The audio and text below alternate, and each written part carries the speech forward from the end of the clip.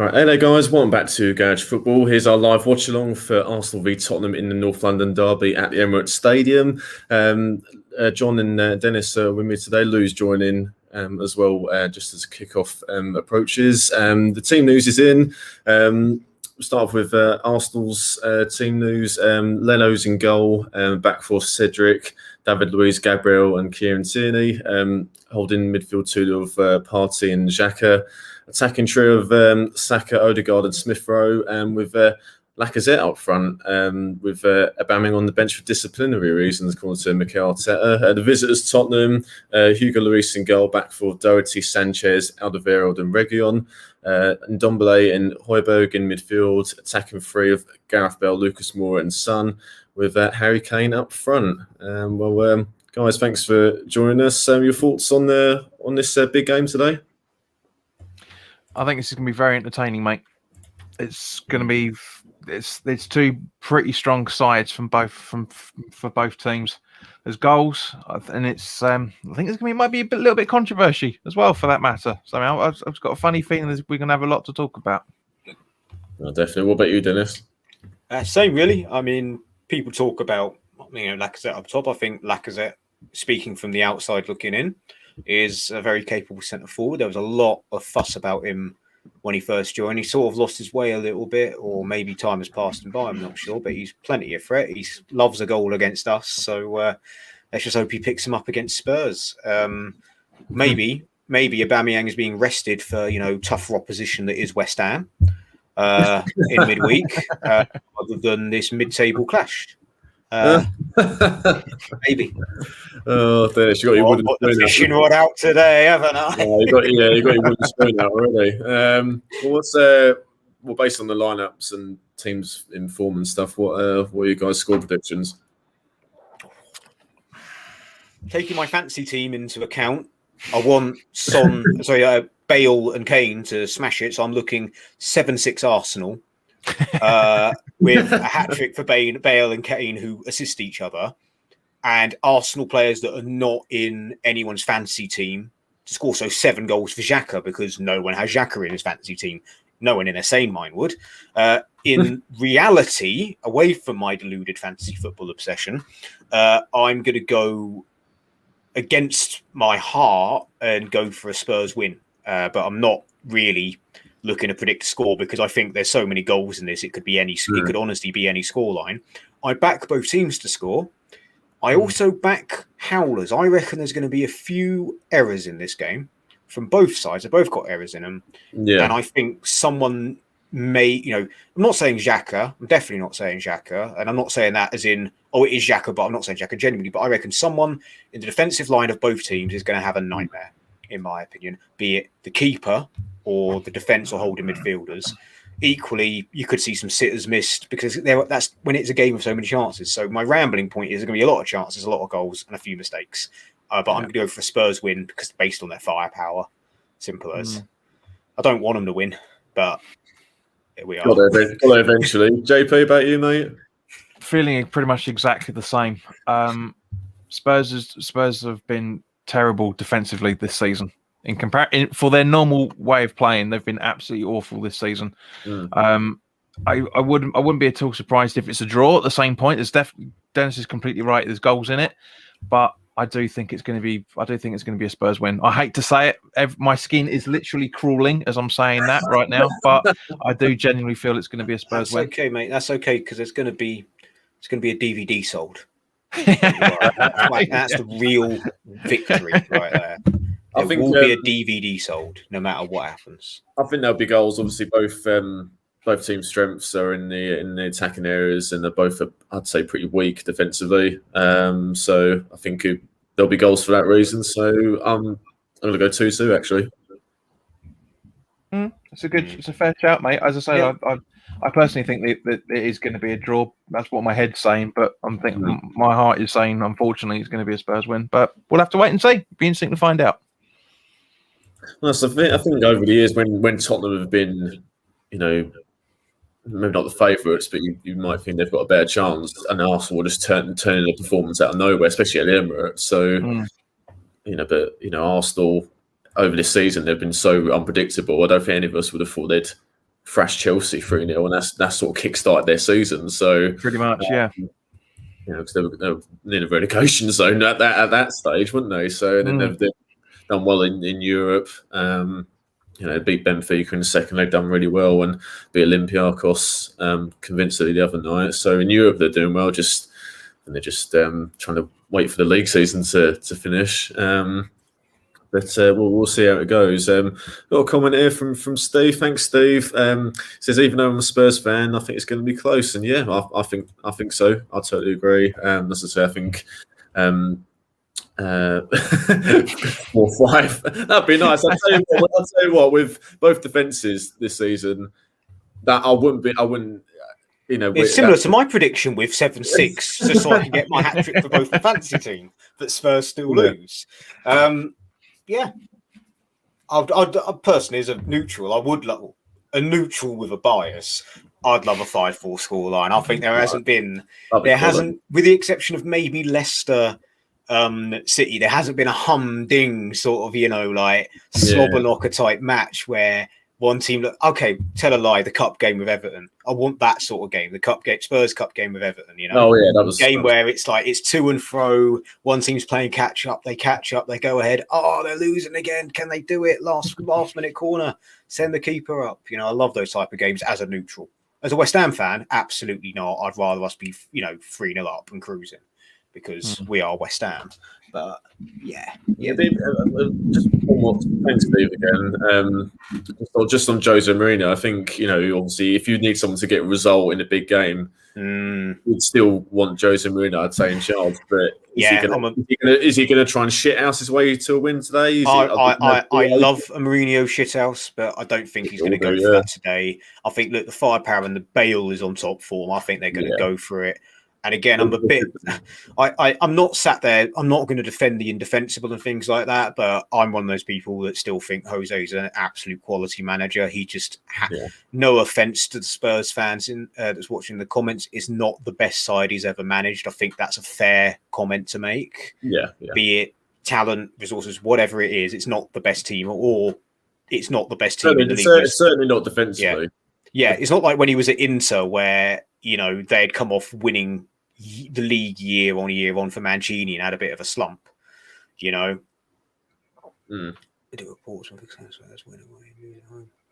Fair enough. But yeah, I mean, this Arsenal team's plenty good enough to get something out of this. I think this isn't a poor Arsenal side. You've got a manager earning his craft. I'm actually eager to see Smith Rowe play. I've never seen Smith Rowe play. I've just seen the highlights on YouTube and Twitter, and I want to see what the hype's about. Well, that's the thing. So it was him. Sorry, Dennis. It was fine. It was Smith Rowe and Saka who both started. I've seen Saka. He's a good player. But Willian, who's obviously been really underwhelming this season. He was injured at that Chelsea game, and Smith Rowe came in and was absolutely excellent. And that energy they had up front, which was badly lacking at the start of the season, and since then he's been a mainstay of the side.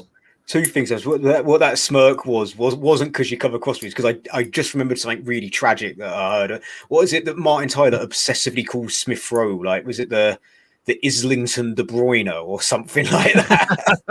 Something like that. He's a Croydon De Bruyne. Croydon De Bruyne. Is that it? It's so bad. Such a bad nickname. And I give bad nicknames to players, but even for me, that's tragic. Then with Willian, I'll tell you, for years I never understood why Chelsea fans slated Willian when they did, because I remember the Willian of like Mourinho's last year there, who was like scoring lots of goals from. And then I went with my mates Carl and Luke to watch Chelsea in the Champions League against Valencia when they lost 1-0 and Barkley missed a penalty. And I understood he is one of the most frustrating footballers I've ever watched. I was a West Ham fan and I was getting miffed. Just misplaced passes, tying his bootlaces when someone's passed to him, standing miles offside when a ball comes in and stuff like that. He is such a frustrating player, so I've got sympathy for Arsenal fans. Can be great, but All right, about to kick off. Well, Lou's here, the Arsenal representative today. How you doing, guys? You all right? Score prediction, mate, quickly. Oh God, I've got a bad feeling 2-1 Spurs. well, 3 of you, it's the same Spurs are going to win.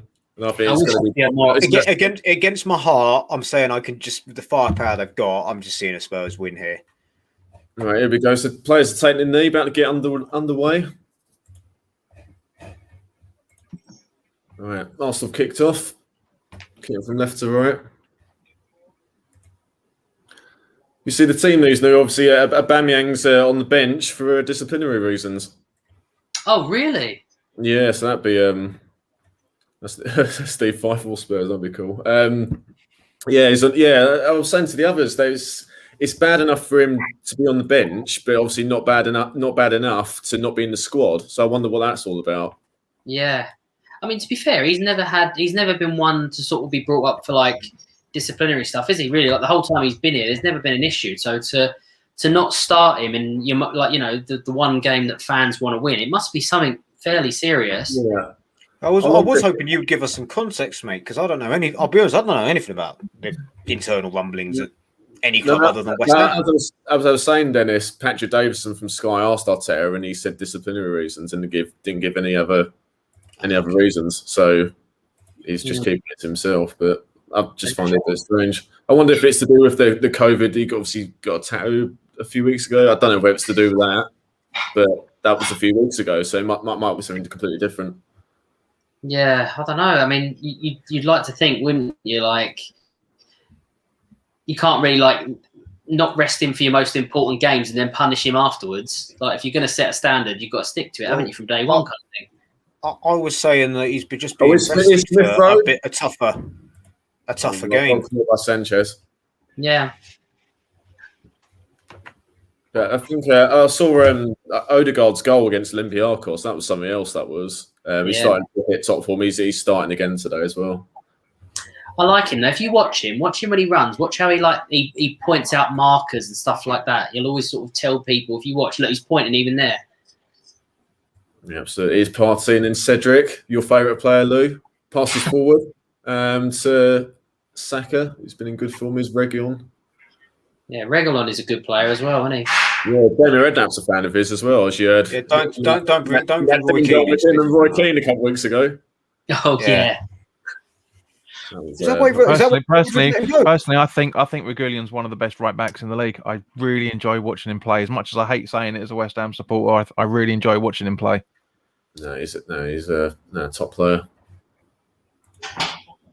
So, Lou, who's going to be the player that you're hoping is going to stand out in this fixture? It is Partey. Oh, well, that's a good question. Oh. I'd like to see Odegaard do his thing. I'd like to see him sort of stand up. Who, sorry? I'd like to see Martin Odegaard do well again. I think, like a attacking midfielder. I just hope having him there doesn't sort of stifle Smith Rowe, kind of thing, where he got into his stride, didn't he? And started making that number 10 his own. And then obviously he's now sort of pushed out a bit more wide, isn't he, by the looks of things? So I just hope he doesn't suffer off of it if Odegaard eventually goes back to Madrid or something, Sort of, I hope we don't stifle him. But I think we've got a lot of players that can do it. I think Lacazette can stand up and lead. I think there's some guys there that can do it, but whether they do, obviously, is another thing. I don't know what you guys think, and I don't know if it's like a thing for all derbies, but like I don't necessarily feel like some of these London derbies have the same fire that they used to. I don't know if that's something to do with like the players or if there's no crowds, but it doesn't feel as like both teams. It's been that way for a while. I think for about last 10 years, I'd say, like when you played Arsenal, so you played Spurs and, it was the 10-11 season. And I think more it was the personalities on the pitch, like Spurs. They were showing highlights earlier. You had Fabregas, who was going to be the future of Arsenal, but there was all our Barcelona going to come in for him. And then you had Spurs who had, like peak Defoe, you had Bale on the rise, you had old stalwarts and things like that. Robbie Keane. I mean, I'm talking just at Robbie Keane's decline. So Robbie Keane would have been on loan at Celtic and West Ham around this time. Around that sort of time, I think that's when the last time for me, North London, it was a must-watch game from a neutral. Whereas now, I could do without it.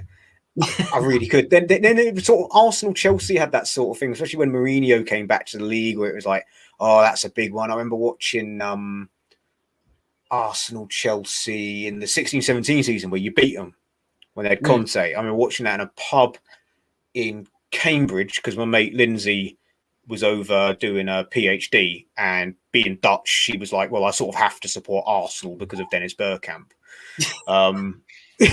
Like that was the only context. And I was like, because like Arjen Robben was only at Chelsea for a year, so it don't really count. So I'm watching that, and that was I think that last London derby I watched Arsenal play. I think that I was like, all right, this is a derby. Since then, it's all been from then onwards. It's all just been like your rivals. I mean, it's true. It's true like, for most derbies, to be honest with you. I mean, the Liverpool Everton derby is not as fire in the belly as much as it used to be. I think that's got worse, JP. That it used to be back in the day, Liverpool and Everton, where they'd sit next to each other, building Goodison Park, and that doesn't. No, I'm not saying from a fan's perspective. I'm saying from a football perspective. Yeah, from a football perspective, the games aren't as fierce as they used to be. I don't remember a decent derby since, as Dennis is saying, for the last 10, 12 years. I don't remember a derby thinking, right, this John, when it comes to Everton, it all declined when Duncan Ferguson retired. You've got to remember that. Yeah, when Big Dunk went, that was it. But this is the point I'm trying to get. No Mersey derby was ever going to be the same. Dennis, this is the point I'm trying to get to. Yeah. It's the fact that when you have less players that know about the clubs and what the rivalries are between the fan bases, the games aren't as fierce as how it is between the players between the fans as a result. Because all they see, they just see the majority of these now, with the exception of Son and Kane out here and possibly David Luiz, the majority of these guys are just going to see it as another game. Whereas there are players that would be sitting there going, right, this is a derby. We need to really step up. All right, Mourinho and Arteta may be saying the same thing, but there's a lot of those players out there that aren't going to be taking it as serious as we would have done 10, 12 years ago. Yeah. Yep. You get their enigmas that do. As much as I didn't really rate him as a footballer, I thought Herrera at United used to really be up for the big games for them, in my opinion. I lived with a United fan, so I had it all in the ear. Games, especially against Chelsea when he was marking Hazard and all that. Yeah, like Herrera, he was up for it. I mean, like, for as much as we hate him, I think our derbies meant as much to Arnie as it did us because he's a big game player. I mean, for selfish reasons, he wanted to be the big I am in those games, but he was really up for the Spurs games every time he played. Whereas, as much as I was a mark for him, Haller wasn't, for example, and that's exactly the type where we did. Whereas, as much as I think Haller was a better footballer than people give him credit, the fire and hunger was not there. There wasn't like we're playing Spurs today. It's more calm, casual. Well, okay, we're playing Spurs. They're a good team. Not they're playing Spurs. We got to kill them. I don't kill them, but you know what I mean. Like we got to get right in their faces, and we got to win today. And that's what against games. Yeah. When you see the United dressing room, you lose people like Gary Neville, who not the hardest man in the world, but he had that mentality. Once you lose people like Gary Neville in that change room, it all changes. Duncan Ferguson in the Everton change room, it all changes. That's what I'm saying is because it's the players that understand what the derby's about and what it means to the club and what it means to the fan base. You look at those now. Taking the conversation out of context just for a little bit. You look at the West Ham perspective. There's 2 or 3 players out of the 11 that understand what the game is between Spurs, what game is between Arsenal, what game is between Chelsea. There's not many that get as pumped as we do because they don't know the club in and out like it used to be in the old days. Yeah, it's funny you mentioned Everton and United and things like that. Do you remember when Phil Neville went to Everton and Gary Neville just wouldn't talk to him in the changing room like before they went out? It's just like your own brother. He's like, right, stuff that. I remember a couple of tasty challenges between those two as well, for that matter, over the years.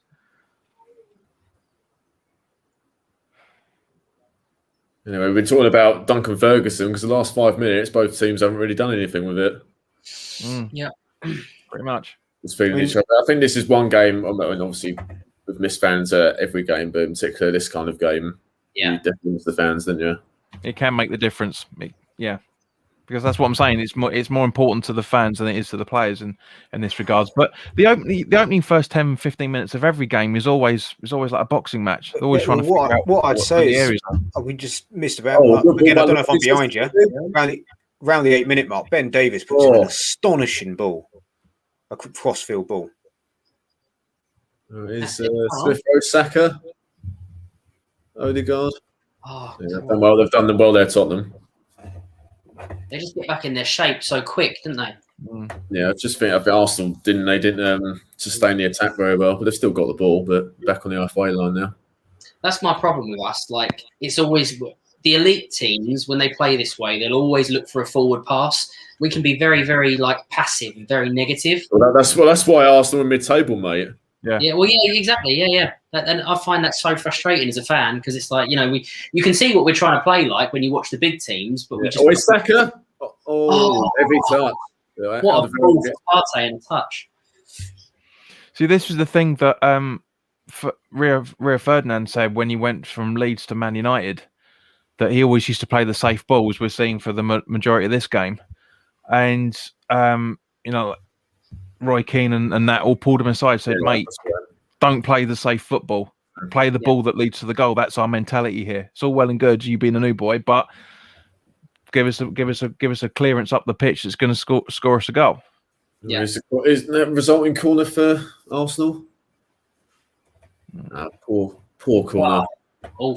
That's one bugbear, lads. I'm sure we all feel the same. First man? Near post can't beat the first man. No. At corners and free kicks. Absolutely no excuse. That's another stupid ball, that was. That was a good block by Alderweireld, to be fair, though. Yeah. Because he could have put it anywhere at the same point, but because I'm just coming up to the corner now. We're just seeing the replays of it, but he could have put it anywhere else, but it's still safety first, isn't it? Yeah, no, he did well, but it was a heavy touch from Saka though. Yeah, big time. Is Saka again? Crosses it in. Oh, well defended by. Oh, come on! I bowed that one.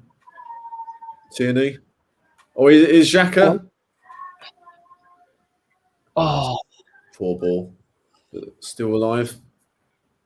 Cedric. Well defended. Done well so far. Alderweireld just had a good 12 minutes. For context, they've just won the corner. That's why I'm silent. That's why I'm silent. You're like, what, a minute behind? Yeah, a minute behind. Internet is not great. No. So it's 11:22 for me to give you. Yeah, I'm 50. I'm 45 seconds behind you.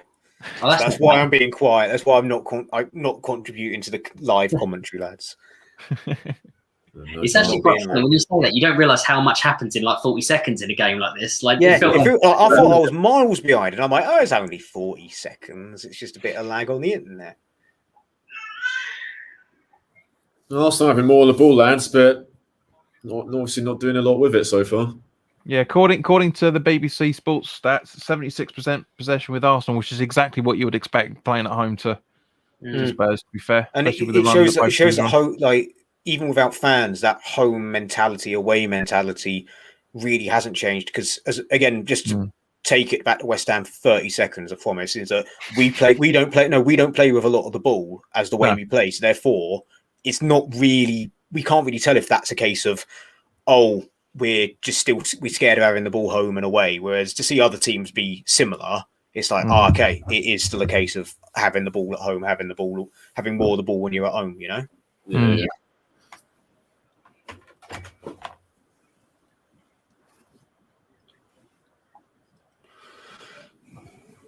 Was David Luiz, is Gabriel?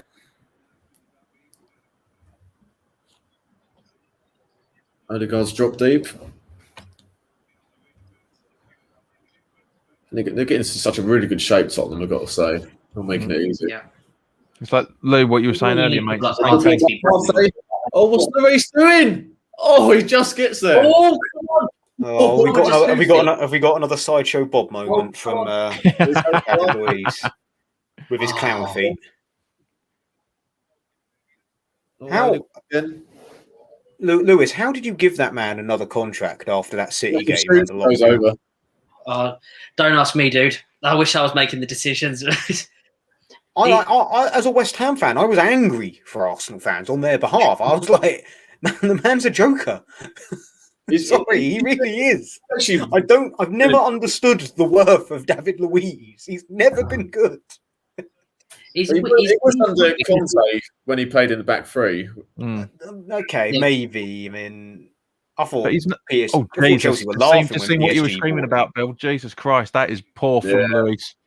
That's absolutely I think awful. that's what's up with Hugo Lloris for the last 2-3 years. I think he was in the top level goalkeepers, but he's like De Gea. They're not at that level now. No. Watch him have a world class performance after that. Yeah, commentator's curse, mate. For me, my famous last words are, "Well, he's good for me on Football Manager." That is the Then please last don't. words. I think my most famous example of that was, "Well, I signed Daniil Henry on Football Manager. He's not bad." Oh, Jesus Christ! Oh, bad mistake by Region. I think gave it away. Smith Rowe about 20 yards out. He smashed it against the bar. What an effort that was! How is that a free kick? Replay's coming up. He is so well. Thought he was going in for all money. Well, by the time your replays finish, I'll be seeing it live. Same here. Early shot. Oh, that's Oh my God! fantastic effort. Midway, about middle of the goal, curls it away. Lloris got nowhere near it. Oh, so close. That is so unlucky.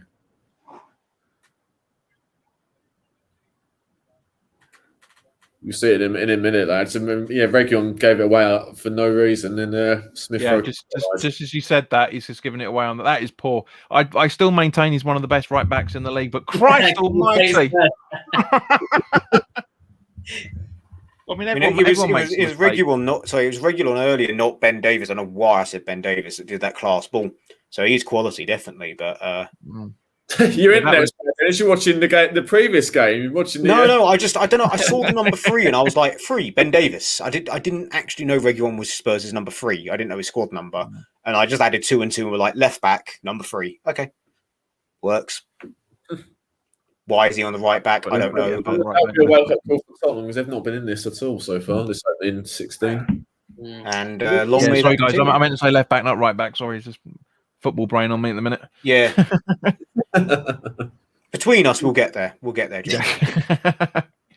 You make just a good add it. point, That is though. horrendous. This was like the first game. Like, Son's gone down. Son might be injured. The first game where we had like 75% possession in the second half at White Hart Lane, and we still lost 2-0. You know, it's just like they could do the same thing. You know. Sorry to say this, mate. I know a lot of like Arsenal Jermaine fans Genius's stuff about when they lost 4-2. I know a lot of Arsenal fans don't like to hear this next sentence, Lewis, mate, but possession means nothing in a football game. Absolutely nothing. Yeah. We're living proof of that, mate. Well, it's not just that. I mean, every team is to a degree. Like, for example, when Hull came up, what was it, 9-10 years ago? Yes. Arsenal got beaten. Arsenal got beaten. Pulled up there and on that sprint. Arsenal got beaten. What 4-2, 4-1, whatever it was, and Arsenal had like 80% possession. Yeah. It was one of the weirdest games I've ever seen. Well, the stats are great and all that, but the most important stat is one in the top corner. Of course, 100%, yeah. But I was having a conversation with my Arsenal mate about that game at the time. It's like, yeah, but we had 80% possession. I said, yeah, but what did you do with it? You scored a goal. Yeah. Right. I mean, that's the thing. Like, like at the end of the day, you're right. Like, people remember the result; they don't remember the game. You know, and it doesn't really matter how much possession you had. The thing that I find frustrating about us is that we have all that possession, but it's always in our own third. It's always left, right, left, right, left, right, left, right, back, forward. You know, it's like it's never 75% in the opposition's third. It's always ours. Yeah, just seeing the replay now of Son, it's his hamstrings gone by the looks of it. Yeah, looks he's coming off, and Lamella's coming on. That's a big blow for Spurs. That one. I mean, Lamella's a decent player. They don't really a patch on Son at all. But bringing Lamella on is not a bad idea. To be fair, I think it's not the best of ideas, but at the same point, with the options they've got on the bench, there's not much more they can do apart from Ali, obviously, of course. But I reckon that's a second half change. Yeah, I think it's logical sub to make. And also, one thing we haven't also mentioned about, guys, is the referee, Michael Oliver. More about him. I need context on that one. Well, I mean, is he actually going to have a decent game for a change, or is he going to have a few little wobbly moments? I think all the refs, we said before we come on there, the standard of refereeing these past few years have been really poor, with VAR or without it.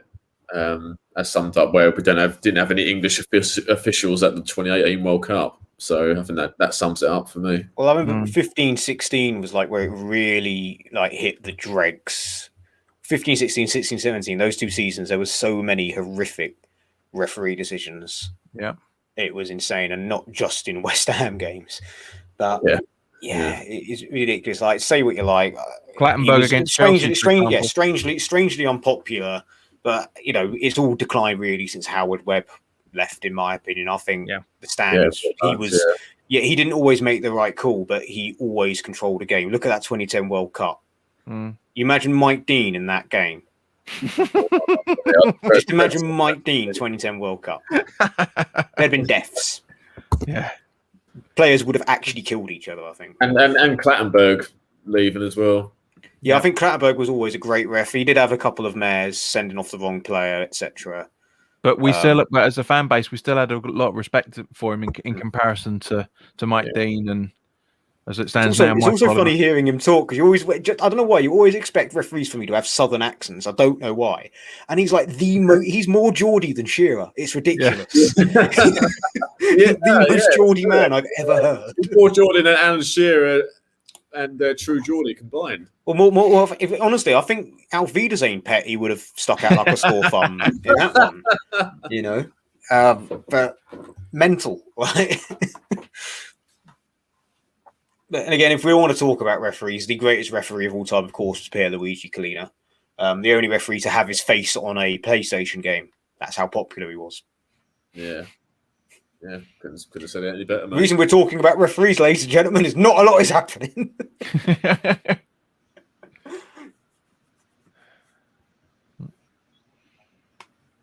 It's been apart from that effort by Smith Rowe, no real chances, and the ball's been stuck in the middle third, isn't it?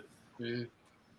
Which again is what you'd expect from a London derby, 2 teams trying to get the possession, but it's too safe. Some of these passes are too safe for this fixture. It really is. There's not enough pace going through the balls as well. Look, it's lackadaisical. It's backwards, sideways. Yes. I think Jose's going to just try and get a clean sheet in the first half, and then look to open up in the second half. By the looks of things, because they are even the attacking players. Moore is even deeper than Højbjerg at the moment. Look at that, Xhaka forced to go back again. So they're keeping a really good shape, Tottenham. Got to give it to them. That chance by Smith Rowe only come from a mistake by Reguilon as well. We need to get Tierney back in the game as well to down that side. Is Smith Rowe on the left? Partey? Oh, that's way wide. Oh, for God's sake. Lewis, just seeing what you're talking about now with that back pass, that was ridiculous how long it took him to do that. Who is it now? Let's have a look. Where are we? Look, I think it's where are we? I think it might be Smith Rowe. Smith Rowe on the halfway line with that back turn, did a noble and turn around and passed it back. Yeah. It took too long, way too long. And any other fixture, Bale's all over that. But what was he doing for that? You'll see it more and more this game goes on. Like, I think we're playing Partey far too deep in the fixtures that we have him as well. Like, he's not marauding forward enough. He's sort of very much like just sitting in front of the back four and just kind of, obviously our back four are really high in this game, so obviously it's more topical, but a lot of games I don't think he's far forward enough to be effective. Yeah, just seen Xhaka's attempt there. Sorry, Saka's attempt there, and it's just it's power rather than precision. It's ridiculous. That was Partey, that one with that effort. Partey, was it? Yeah, he's Smith Rowe. Well cleared. I think Sanchez and Alderweireld, fair play to them. They've defended the balls in the box pretty well so far. Oh, Tierney just flipping and a magnificent little interception there off Bale. I think Bale touch it, yeah. Apart from just them with about to take a throw. So what is Partey's natural position? Is it the defensive midfield he's in, or is he just an actual midfielder? I think he's more of a box-to-box midfielder. I'd say plays in the middle of the park. Yeah, but the way that we've been playing recently, especially with our centre mids, is they've actually been like pretty much defensive mids and even a bit lower. They're literally almost on top of the back four, so they do a lot of this sort of back passing between them all, and that's where a lot of our mistakes have come. Especially like bringing Ceballos in like the last couple of games, who's a good midfielder, But I feel sorry for him because he's been asked to play in a position that's not his natural, and he's an attack-minded midfielder, and he's been asked to play like 1-2s with his DMs, and he's not aware of like where they are, So he's made a couple of mistakes the games that he's come in and given away goals because his sort of awareness in those positions, whereas they should be where Partey is now, like straight in the centre circle. And actually being in the game, like when they're that deep, there's just nothing in the centre of the park. And it's funny you should say that, mate, because that's what a lot of people. That's what you've been saying about Ceballos is exactly the same what a lot of West Ham fans have been saying about. Excuse me. Been saying about Fornals because they came in at the same time. They're two very, very similar players. But at the same point, it seems, from what you've just said there, it seems more Fornals has grown into the game more than Ceballos has. Yeah. Difference is Fornals is a bit of a puppy as a person, more puppy than man. Yes. Yeah. It's ridiculous. Like, if you ever get a chance to watch the highlight videos of Fornals celebrating, he is a puppy. It's ridiculous. He's enthusiastic. I can't put it into any. I can't explain it any other way. He is a human puppy. No, I know what you mean. He's enthusiastic. He's always wanting to learn. He's just happy to be there. Even when he does nothing, he just wants all the attention and is just happy to be there. No, I disagree, mate. I think he's one of the hardest. No. I mean, in the celebration. I mean, when he hasn't contributed something, he's still just like, yeah. That's what I mean. Specifically in the celebrations. No. I'm a big fan of Fornals' play, mate. Anyway, back to back to Spurs Arsenal. But no, I'm a big defender of Fornals, and that shocks me that he is. That was a poor effort from Lacazette there. That was bad. Bro, he's the only one who's making things happen. He had that chance where he hit the bar, and he set up Lacazette, who shot wide just now. So he's making those runs from deep. I think Højbjerg is trying to track him. He can't keep up with him. So they've got to keep giving the ball to Smith Rowe, I'd say. And look at that action there. It's just come up on Sky, 68% in the middle third. Interesting. Which again, as I say, which is what all derbies are. There's always the battles, as we all say in football, battles are won or lost in the midfield. Always are. So I just had the Smith Rowe chance. Sorry. That was like 10 minutes ago, Dennis. I'm on 25 minutes. I'm like a minute behind you, Bill. Only about 2 minutes. You set up Lacazette, you mean? It was Lacazette, yeah. Oh, was it Lacazette? I heard you say Smith Rowe. I didn't actually see it. I just saw a load of bodies and it nearly went in. There's one key difference between Smith Rowe and Lacazette. Lacazette hasn't got any hair, for one. Lacazette is also wearing gloves. That's very true. He is. Yeah, two warm gloves. He's standing out so far for both. On probably one of the warmest Mother's Days we've had for a long time. He's wearing gloves.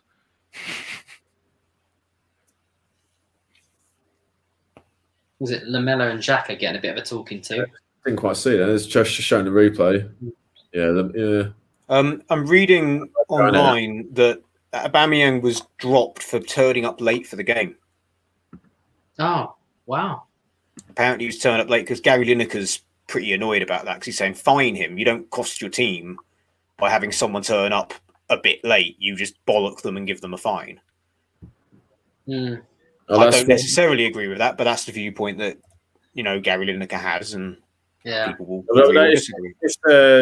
It's a story by Gunner Blogs is his Twitter name, but from The Athletic. James McNicholas, I think his name is. I'm not sure. I just saw Lineker's response to it flash up on my feed on the phone. Well, it's one of those quote tweets, isn't it? So that's from. It's got to be the fact that he's probably been turning up late for training as well, or meetings and stuff, and turning up for the game was like the last straw. Possibly. I mean, we never really know the full story unless X confirms it. So we'll ask X to confirm it. I mean, to be honest, though, you can't be the captain in the biggest rivalry for your club. And You live in London, live in North London. I don't see how that you can. Not that anyone is making excuses for him, but I mean, I don't know how anyone, he could have any defence for that. That's ridiculous. Exactly. Yeah. I think Lineker's point was more, if it was any other game, but you kind of need him out there today, handle it tomorrow. Which again goes back to what we were talking at the start of this, was the fact that the players' attitudes between derbies, old and new. He's not bothered. He's like, oh, I'm sorry, I'm late. Whereas, as much as he's a Spurs player, I can never envision Harry Kane doing that. No, As much as I have issues with his backing into players and things like that, he was probably asleep on the centre circle last night. That's how much it means to him. He was probably asleep in the centre circle and woke up. Doing that back in the day. Quite a few of the Arsenal boys back in the day. I mean, again, we'll go back to sticking to the topic with Henry when Spurs celebrated getting the draw, and he's like, "Well, we won the title." Right. Henry's attitude was the right attitude at the time. He saw it for what it was. That was a stupid thing by Cedric on Lucas. They're starting to have a bit more of the ball, Tottenham. See what they can do with it. That's the thing. It's whether Spurs will be more dangerous going forward than we are. Like you say, we've done nothing with it. We've kept it in the centre of the park. But it's typical Mourinho, isn't it, guys? It's like he knows how to set up well and play for that 1-0 victory sort of thing. Mm-hmm. And to be fair, it's the same thing from Arteta as well. Too much safe football, not enough oomph going forward. And when either side get I don't think Spurs have had anything yet, have they? It's all been Arsenal for the attacks. That's the only difference. The average position has just come up. It's only Bale on the halfway line and Kane in Arsenal's half. Everyone else average positions in Tottenham's own half. Yeah, that sort of sums it up, really. But they're having a bit more ball now. See what they can do with it. Bill, if you were Arteta at half time, would you bring someone on? Who would you bring on? They just need to up the tempo. A bit more one-touch play. I think they're allowing Spurs to get into their shape far too easy. There's not enough 1-2s or runs from deep apart from Smith Rowe. So I think they just need to quicken their play up. But they've got options on the bench. Obviously, Aubameyang, as we've mentioned, Ceballos, and Pepe as well. So they've got options if it doesn't improve in the second half. But I expect Tottenham to open up and be a little bit more expensive in the second half. So Arsenal might not need to make any changes. But I'll probably keep it the same at half time, but just tell the players to try something a little bit different. I mean, because obviously Mourinho's game plan is going to change with Son going off. Oh, is Mora Lamella? Oh, it's a goal! I don't believe that. What a finish that was! Just not doing anything. Absolutely. I don't care about that goal. I don't care. Absolutely nothing. It's Tottenham's first. I think it's their first touch in Arsenal's penalty box, and then the legs finish. Absolutely fantastic. Fair play for Lucas Moura for getting up from that challenge from Party. I think it was just then. That was fair play to him. He rolled over and got straight back up. Good lad. I don't see that often. That's nice. Oh, that's ridiculous. Did he like flick his leg behind himself or something weird? What did he? Oh, that's ridiculous. That's a FIFA goal. That is absolutely ridiculous. Oh, I love the term that goals can be defined as FIFA goals. Yeah, in the goal now. That is, Lewis. I'm sorry, mate, but that is funny. Everyone's just standing around going, "Hang on a minute, hang on, it's the ball." Press like the L2 button on the PlayStation. It is, yeah. I can't even be mad at that, to be honest. There's also what I love, what I call football manager goals, such as like Lingard's against City. That was a football manager goal. That was just what. This has been like a FIFA game, lads. One team with all the possession, and the other team shits out. Lewis, you got to press come forward. 1, 2, 3, 4. Now. You got to ball through 4 players, and all of them just watching it, including David Luiz. David Luiz is probably the closest one to it, and just goes, "Oh, there's a ball." Well, what do you expect? He's David Luiz. I know, but it's just. It's like expecting a builder to turn up on time, you know. But we said that, lads. They had a bit more of the ball. Let's see what they do with it, and then they. Yeah, like 1 shot, 1 goal. Yeah. The first shot on target in the whole match. Yep. And his first goal for what, September 19? It was just saying on the screen then. In the Premier League, anyway. Oh, I've just had it. Oh my God, that is. See. Oh. Lou, what about the defending? They're going to be tweeting. It's going to be it's like in The Simpsons, not a nickel. They'll be dancing for hours. It's like, no, they'll be tweeting it for hours. The hashtag crew and stuff like that. The boys on Twitter. Unbelievable techers, as Andy Answer said a few Unbelievable techers. Lou, what about the defending for that goal? Yeah, not good enough. I mean, they should have been a lot more aggressive in closing him down. I mean, look, credit where credit's due.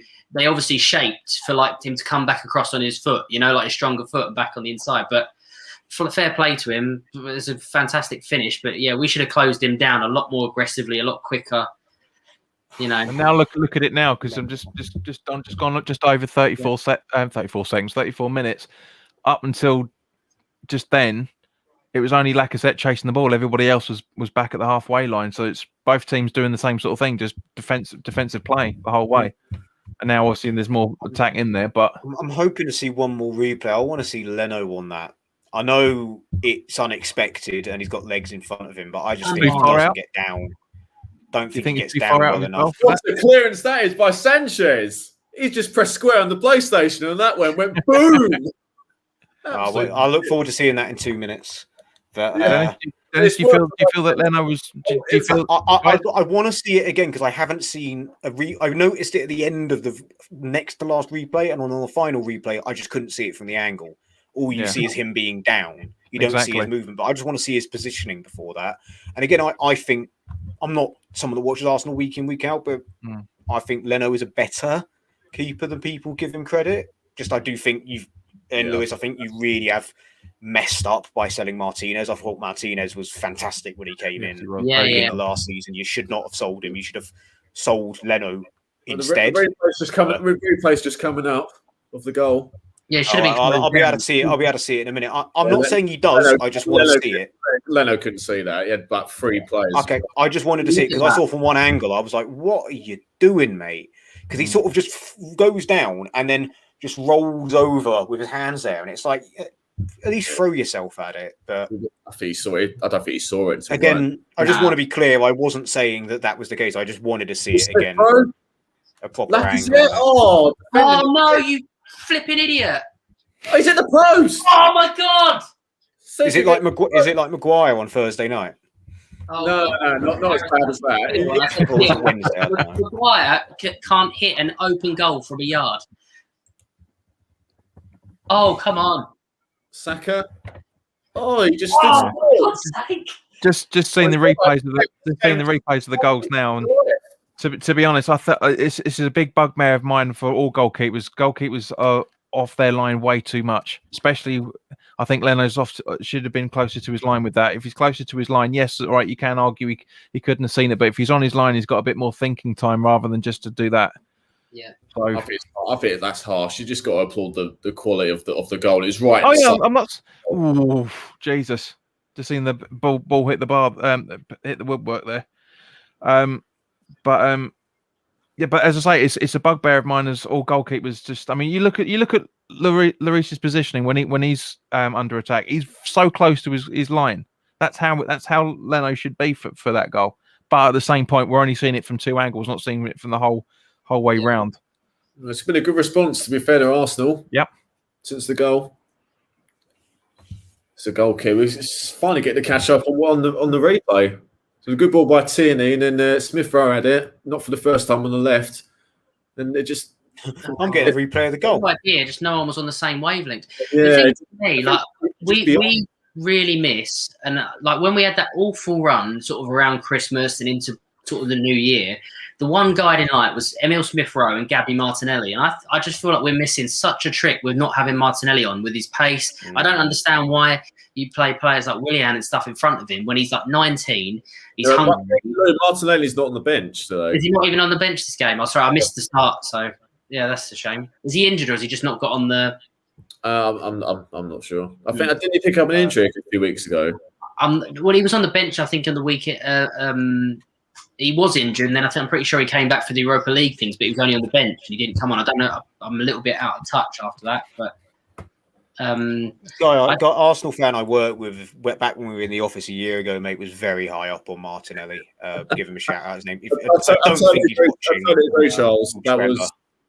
That was pure filth from the Charles, is it filthier than whatever takeaway you're having today before the game? For the others, there's a running joke with Charles and his takeaways. He's always late or disappears for the half time because his takeaways just turned up. Looks like regular booked. Oh, we went in loads. Oh, yeah, nasty. Oh yeah, silly challenge. He got touched by what's his face by Lamella as well, didn't he? Yeah, that's a clear yellow, that one. If Steve's still in the chat, I'd like to know how he's feeling 5 minutes before the half time. I mean, his 5-4 is looking unlikely now. Yes, very. But you never know in the second half, mate. Anything can happen. This is exactly what Jose wants, though. I think it just come up when Tottenham took the lead that they haven't lost since when they've scored first this season. They've drawn. We know this, but oh yeah, definitely. But more importantly, they haven't lost. So this is got to stick that all out again. That's a. I'm having highlights of Cedric. You know what? That is, that's a fair play for the ball. Just seen the booking that Regulion's got, but to be fair, he's taken the ball cleanly. It's the follow through. That's the problem. Unfortunately, is Odegaard. Cedric crosses it. Poor cross again. What I hate about the Premier League nowadays, you're booking somebody where there's no intent on something that happens half a second after. Yeah, well, that's the sad reality of modern day football. Yeah, it is, mate. We needed another goal for half time, I think. Otherwise, it's going to be a really tough game. Yeah, well, that's the thing. This is exactly what Jose wants. Get the first goal and. I like that, Charles. That's good. I like that comment. That was liquid football. Riker. It was a good finish by Lamella. But then Arsenal responded. It was a good try by. He does win the ball. You are right. Come on, here we go. Come on, son. No, another corner. Just with that Cedric chance that hit the post, man. That was a good try. To be fair, it was a good try. Yeah, he sprinted for the ball, beat Mora to it, and he hit it well. Lloris stood still. He hit it that quickly. Yeah, so he hit it very well. It's just his forward passes, isn't it, Lou? That you got a problem with Cedric. Yeah, I think the thing is as well because we always play him on the wrong side as well. And he's so one-footed. It's never that accurate. Saka's doing well out of this. Saka and Partey between the two of them. Just seeing the interplay just now, just on the just before the 41st and a half minute. It's good play between those two. Really trying to get the ball, it's just not happening. Yeah, it's just, the wingers for Arsenal, Smith Rowe and then Saka, the ones that have stood out so far. Yeah, Smith Rowe in particular. Yeah, you got Partey's got the ball now. At least he's trying to run forward into the pockets and make something. That's a good ball. Just coming up to the Arsenal corner now. Smith Rowe. Was that free? Oh, that was a good bit of intricate play there. Yeah, it was. It was all on his own. I think just was the ball a little bit above him. Yeah, I think it was just too high. And they're showing the Lamella goal again. I mean, that is outrageous what he did there. Look at that. Luis, what were you trying to do there? What was he trying to do? It's a mystery even to him. He knows it as well because he was trying to get it out for corner. Regon's face. Regon's going like that. He's putting his hair out. You can't believe that went in. Insane. Oh, you want your subs to make an impact, but bloody hell, what a... Don't think Joe's ever expecting that. Can we have Son back on, please? That was a poor header by Odegaard then. I don't know what he was trying to do with that at all. Smith Rowe. Not the person you want heading the ball, Odegaard in the box. Not really. We'll say it now. I don't think any of Arsenal, maybe. Oh, it's Odegaard. Oh, it's in. Oh, yes! Yes! Beautiful! Lewis embracing his inner Charles Johnson there. I told you there we go. Called it. Odegaard. Look at that. Glorious. Well, I've never deserved that, Arsenal, for the response to Tottenham's goal. And I just criticised him for his header.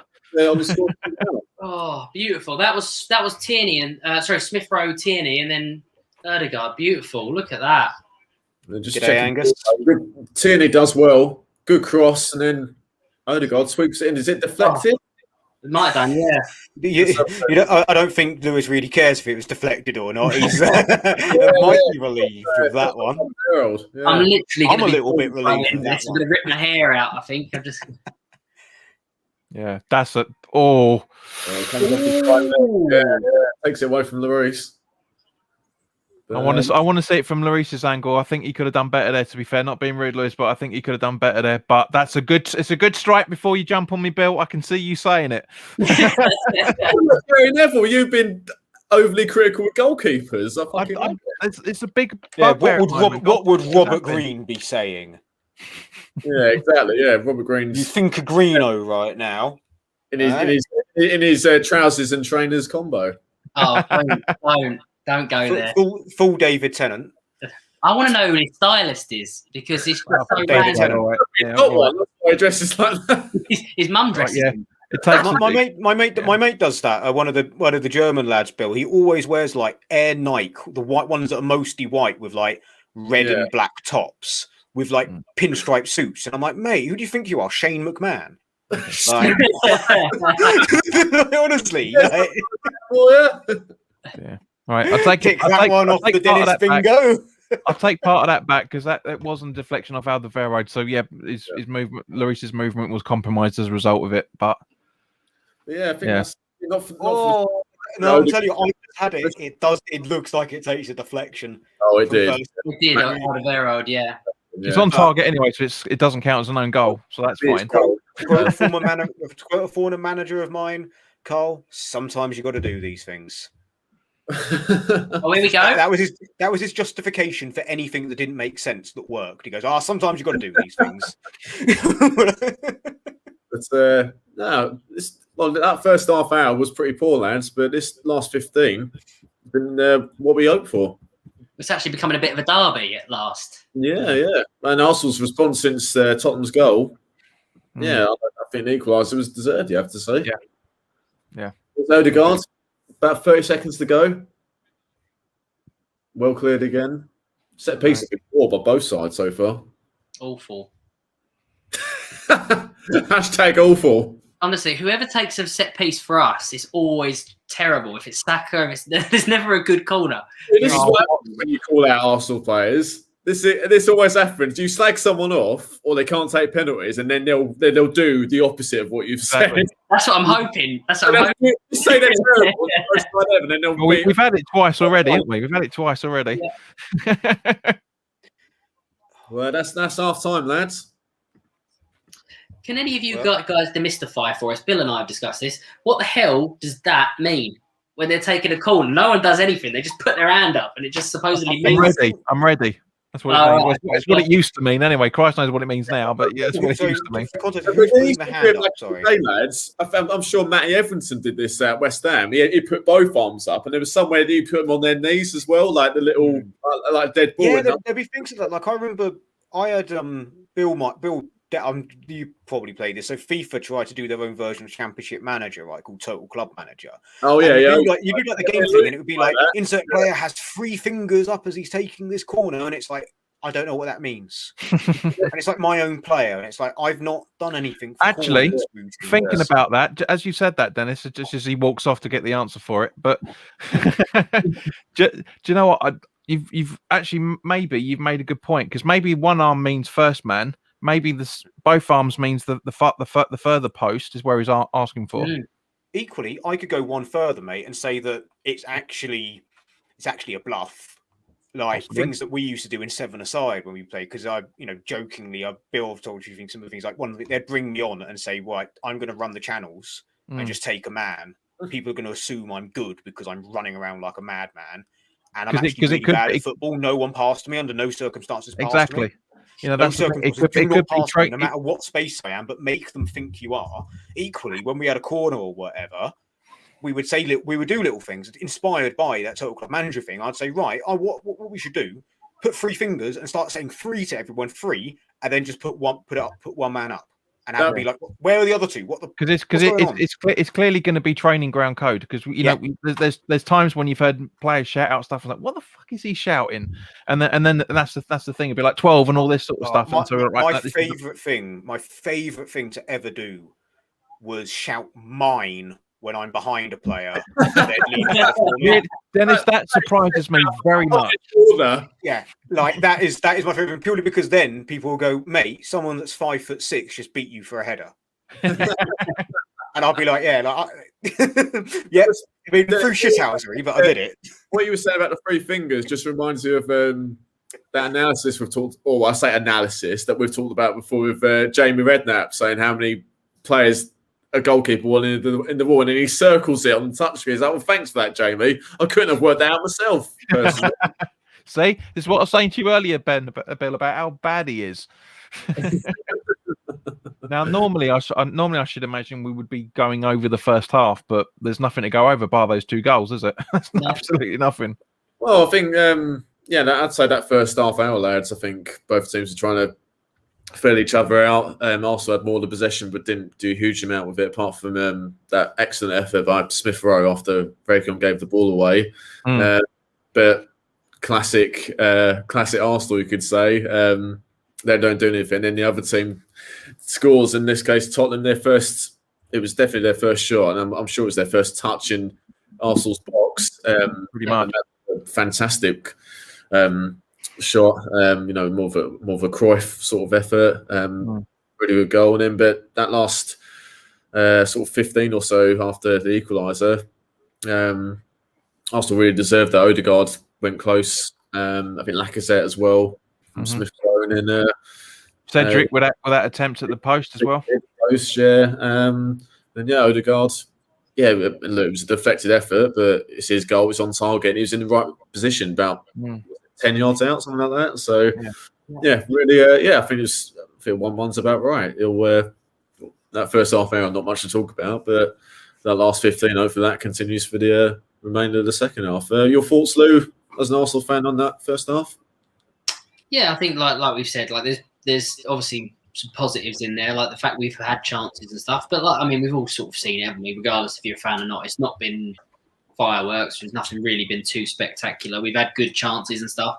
To be fair, actually, I think this is Thomas Partey, one of his better games for a while. He's controlled the midfield, I'd say, from what I've seen.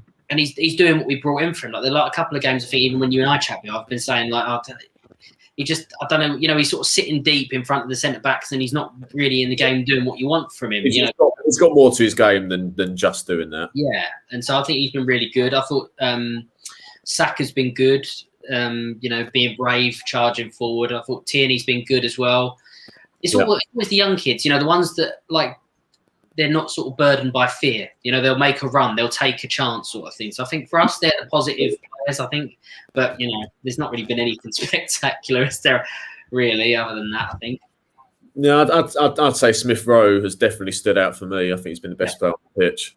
Yeah, by a million miles. Obviously, his effort hit the woodwork, and set up. I think Lacazette with an effort, and all the good play from Arsenal has been mainly down their left-hand side. Tierney has stood out again as well. Tierney's done very well on the overlap on a couple of occasions, I've noticed. The thing I'd say really from this game, like as Lewis said, you've not been the best, but look, what did we say earlier? Possession doesn't matter, the scoreline does.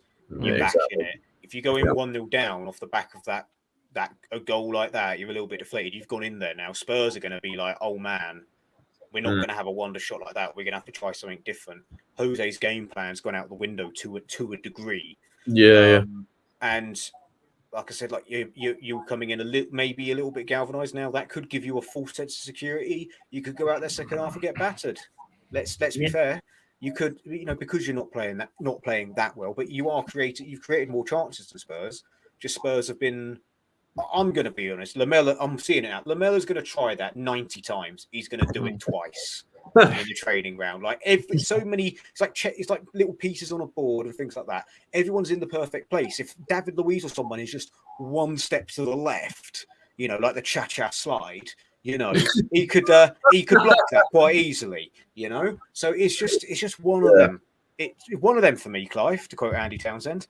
Dennis Bingo. Some effort though. But yeah, some effort. But Spurs ain't going to do that again now, and it really depends on how you come out. For me, I'm I'm not sure if it would unbalance the side, but a player of Lacazette's quality, Aubameyang's quality, bringing him on and playing him in your attacking formation, for me, he's a big game player. Just look at the cup final. And, you know, in times of need, you do need to, you know, again, address the disciplinary issues after the fact. I would probably look to bring him on 15 minutes into the second half, see what the land lies possibly. You know, that could make a difference for me coming off the bench for you. I agree with you on Partey, though, by the way. I've been quite impressed with him today. It is good. Well, for anyone watching, please like this stream and subscribe to Gadge Football if you're new. Back in a second, lads. Yeah, no So, time. Lewis, who would you bring on now? I'm going to be really honest. I didn't catch the bench because I literally just got back. I'll go for the options for you. So you've got Bellerin, Ceballos, Willian, Aubameyang, who we've talked about, Holding, Pepe, Chambers, El Neni, and Matt Ryan, the goalkeeper. To be honest, I wouldn't change anything just yet. I don't think there's been enough like things, you know, like I think like you were saying as well, JP and Dennis as well about like the wing play's been one of the positives from this game sort of thing with Smith Rowe and Tierney and stuff. So I don't think you should change the wingers yet. I don't think we've seen enough to warrant doing that. Cedric's been decent. I think he's had a decent game. I wouldn't really think about changing him just yet. Did I just hear that? I know. Yeah, we said this though, didn't we, Bill? Like as soon as I slag him up, you said this, not me. Typical Arsenal fan, changing his words halfway through the same bloody sentence. Yeah. I'm praising to the heavens at the end of this. To be honest with you, I think just keep it as it is for now, and then you can look to bring him. Hello, Jake, mate. Play in when the legs sort of get tired from that, you know, style of game. Maybe bring on Aubameyang. I guess it depends what sort of message Arteta wants to send, doesn't it? Really, if he's benching his biggest player, will he even bring him on? It's another question.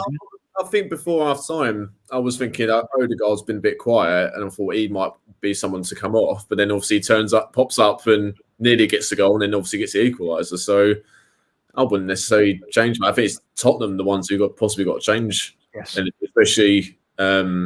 You know, if they said 1-0, they'd say, you know, Jose would be like, keep it up, lads. Yeah. But they've got options from the bench as well. If they've got, just scrolling through. So they've got Sissoko, Ali, Vinicius is it as well, Harry Winks as well. So they've got some options as well. But I think they just need to get their attacking player. Kane's barely been in it. You know, Mora. It's hardly been obviously got the assist technically, but he's barely been in the game, and Gareth Bale's barely touched it. So let's get our attacking players in the game a lot more. I mean, I said it at half time. I can see it, Ali coming on at some point in the second half. Definitely, all the more now. Yeah. Well, normally I would agree, but Dele Alli's barely played under Jose Mourinho, so I'm not too sure on that. Yeah, I mean, all right. Well, let me rephrase that. Logically, Ali would be coming on. Yeah, I agree. But he's just having one of those seasons, Dele Alli. But yeah, I still can't believe that bloody Joe Hart's on the bench for this. He's done all right. He's left Burnley. He's ended up at Tottenham, so he's not done too bad. How many games has he played for him? I don't know. Hand won the Europa League, I think. Yeah, possibly. But 90 grand a week to warm the bench, I'd take that any day of the week.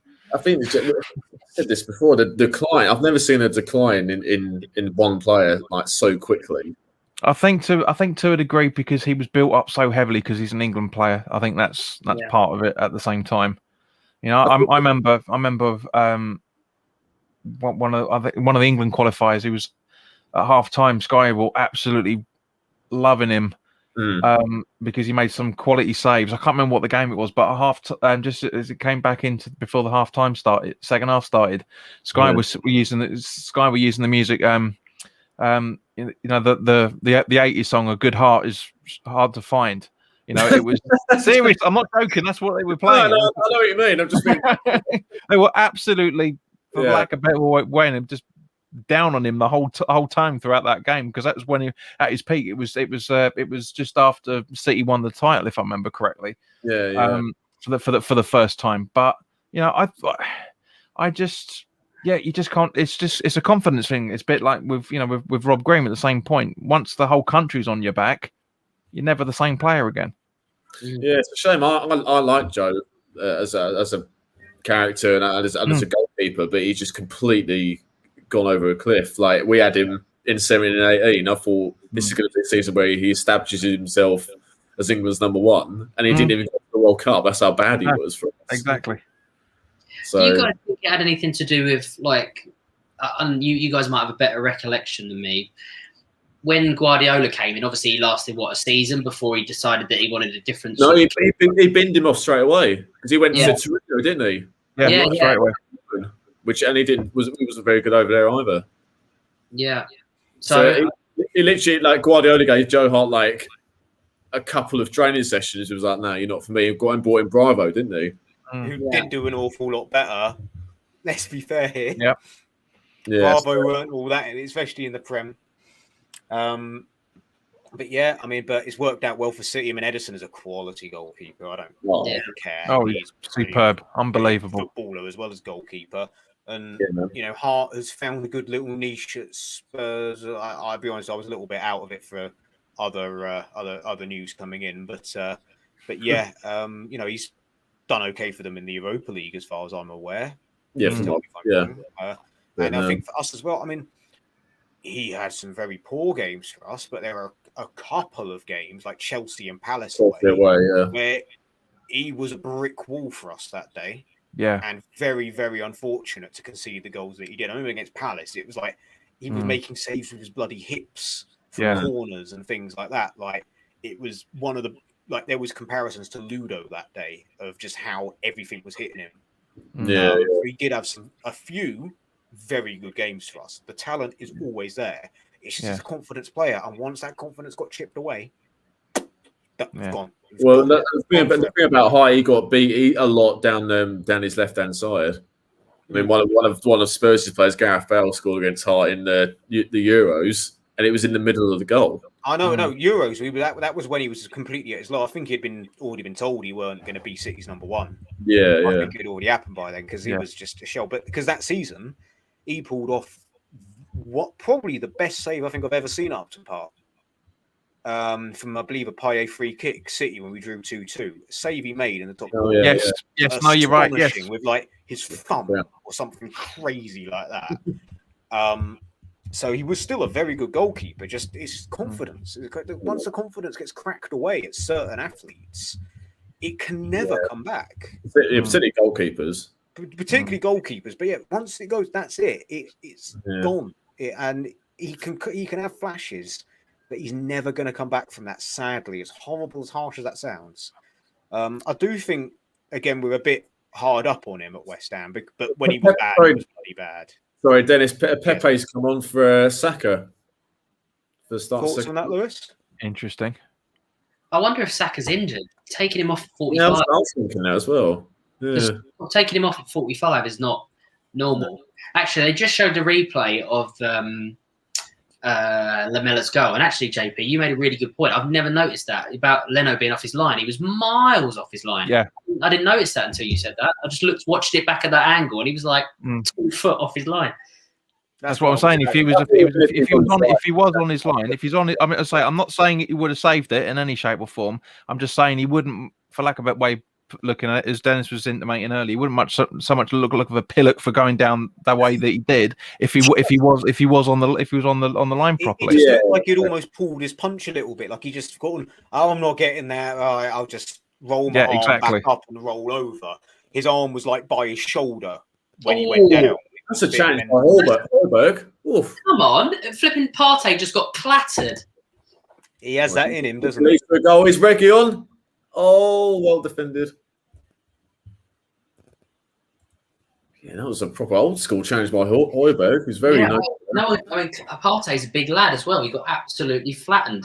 Yeah, that's not easy to do against Partey. He's an absolute tank, isn't he? He's drinking diesel, as you say, Bill. Drinking diesel. Have you guys noticed like the Spurs press is a lot more aggressive now? Yep. Yeah, I think Jose's. We're only 40 seconds. I'm only 40 seconds in, but yeah, straight away you can tell straight off the challenge there. But to be fair, it's right to give possession there. But hang on. Oh, Lloris. Oh, he looks a bit uncertain there. That's a surprising stat. Just to come up on Sky, fewest second half goals conceded. Arsenal the joint lowest. Oh God, what a terrible ball by Pepe there. He just completely dropped his mate in it. Pepe's still on the bench. he hasn't got going so far. Yeah. Needs Give him a break, Bill. Come on. Are you saying about me being overcritical about bloody goalkeepers, and he's only been on a minute and a bit? Over his career, JP at Arsenal, he's flat to deceive Pepe. I've got to say, for was it 70-odd million they paid for him? Yeah. I thought he had a good. I might be alone in this. I was actually a little bit impressed with him in the FA Cup final. I was impressed with his movement in the FA Cup. Obviously, yeah, he's had some decent games, but not enough to justify that. Again, I don't watch Arsenal that often, other than when they played us, when he got clappered by Cresswell. Not really seen a lot of him, if I'm honest with you. And that game, again, I'm sorry if Angelos, I think Arsenal got away with one that game at London Stadium. Pellegrini's next to one of his last games for us. Oh yeah. We completely just quicksand is the way I can only describe it, where just something went wrong and then everything went wrong. Yeah, definitely. Yeah. I mean, you look at when Moyes came back in, when we played when I think when we played Arsenal, that was earlier to the beginning of last season. That was a brilliant bit of play, and then Smith Rowe just lost it, didn't he? Well, Sanchez, he's a bit erratic, but Davison Sanchez for Tottenham, but he's had a storm of a game so far. Is he the one that Mourinho slagged off, saying, "I always worry when you're defending"? Probably, yeah. That sounds about right, actually. I thought that was Aurier. Oh, it might have been Aurier. Yeah, sorry, I think you're right. Aurier had a big fallen out at one point. But no, I think Sanchez is equally as erratic at times, but today he's been really solid. I mean, come on! Oh, Lloris made a terrible decision there, nearly cost him. No, as much as Mourinho's an irritating little git, I do actually like the fact that he will criticise his players in public.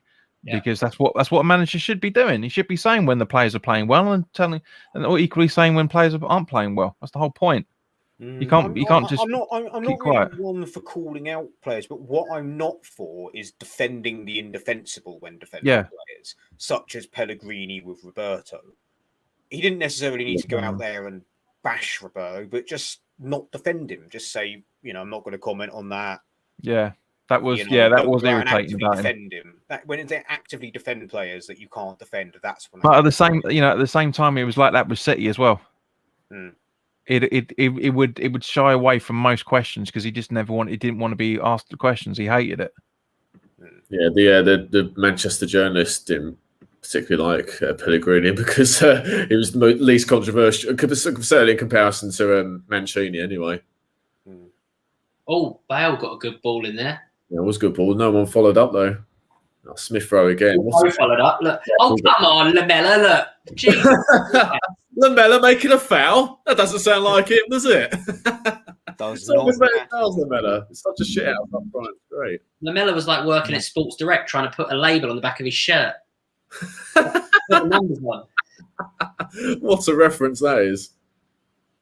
One that me and Dennis definitely get after working. Yeah. Oh, mate, it's not the numbers wrong. It's the basic spelling errors that some of my co-workers would make. Like someone spelled Gerard. And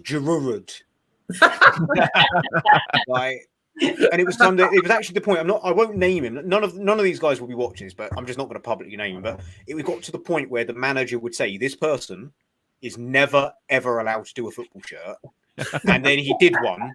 And he still messed it up, even though it was like you were the only person with the logins to do it. And they got to the point where they were saying, well, let Dennis do it under your logins. And I was like, I ain't touching it. I've not been trained. He managed to mess up Van Persie by putting the dot after the P. For V Percy or whatever it was he had on. When he had V Percy or whatever it was on the back, or Van Percy. He put the dot after the P. And we looked at it and we were like, seriously, how many times we even drew, we even wrote. Like that's what it's got to look like, Like he still messed it up, this guy, and yeah, spelling wasn't his thing. No. Yeah, drives lorries now, much more his forte. Just let him put in something in a sat nav. Well, no, and that's no disrespect to Chocolate. My dad was a heavy goods vehicle driver. It's just he wasn't good at spelling. That's just fundamentally what he wasn't good at. Oh, come on, pressure him, Lacazette. That's much better. Cedric there. Oh my God, Cedric somehow managed to get a throw in out of that. Speaking of HGVs, there hasn't been a lorry load of chances in the second half so far. Get in the dad jokes, Bill. Go on, son. Face. Oh, Bill. Oh, well, sums up this 7 minutes so far, lads. It's been It's not like the first half, whereas the first 30 where nothing happened. And then there's been good chances in these opening 6-7 minutes. There's been some good things going on here, but at the same time, it's collapsing just right. Like for example, there that pass that where are we? So just double check. Where is it? Tierney tried to put in there and then Sanchez just completely blocked it and just like. I mean, you can argue from a Spurs' point of view, and I never thought I'd ever say this, but you can argue from Spurs' point of view. The reason why that equaliser happened was because there was nobody around to shut that ball down. In this, in the same way we were kind of talking about the Lamela goal. It's just as Gonzo, as Gio on Hammers Chat likes to say, always says, "Show me a goal, I'll show you a mistake." And both teams have conceded the same sort, relatively the same sort of goal. Very good goals from both sides. Don't get me wrong. But the spacing and the defending has been absolutely terrible with those goals. Say what you mean, mate. That's why I'm here, isn't it? Bit of honesty into the stream. I'm going to grab a drink quickly and hopefully don't miss something good. Go.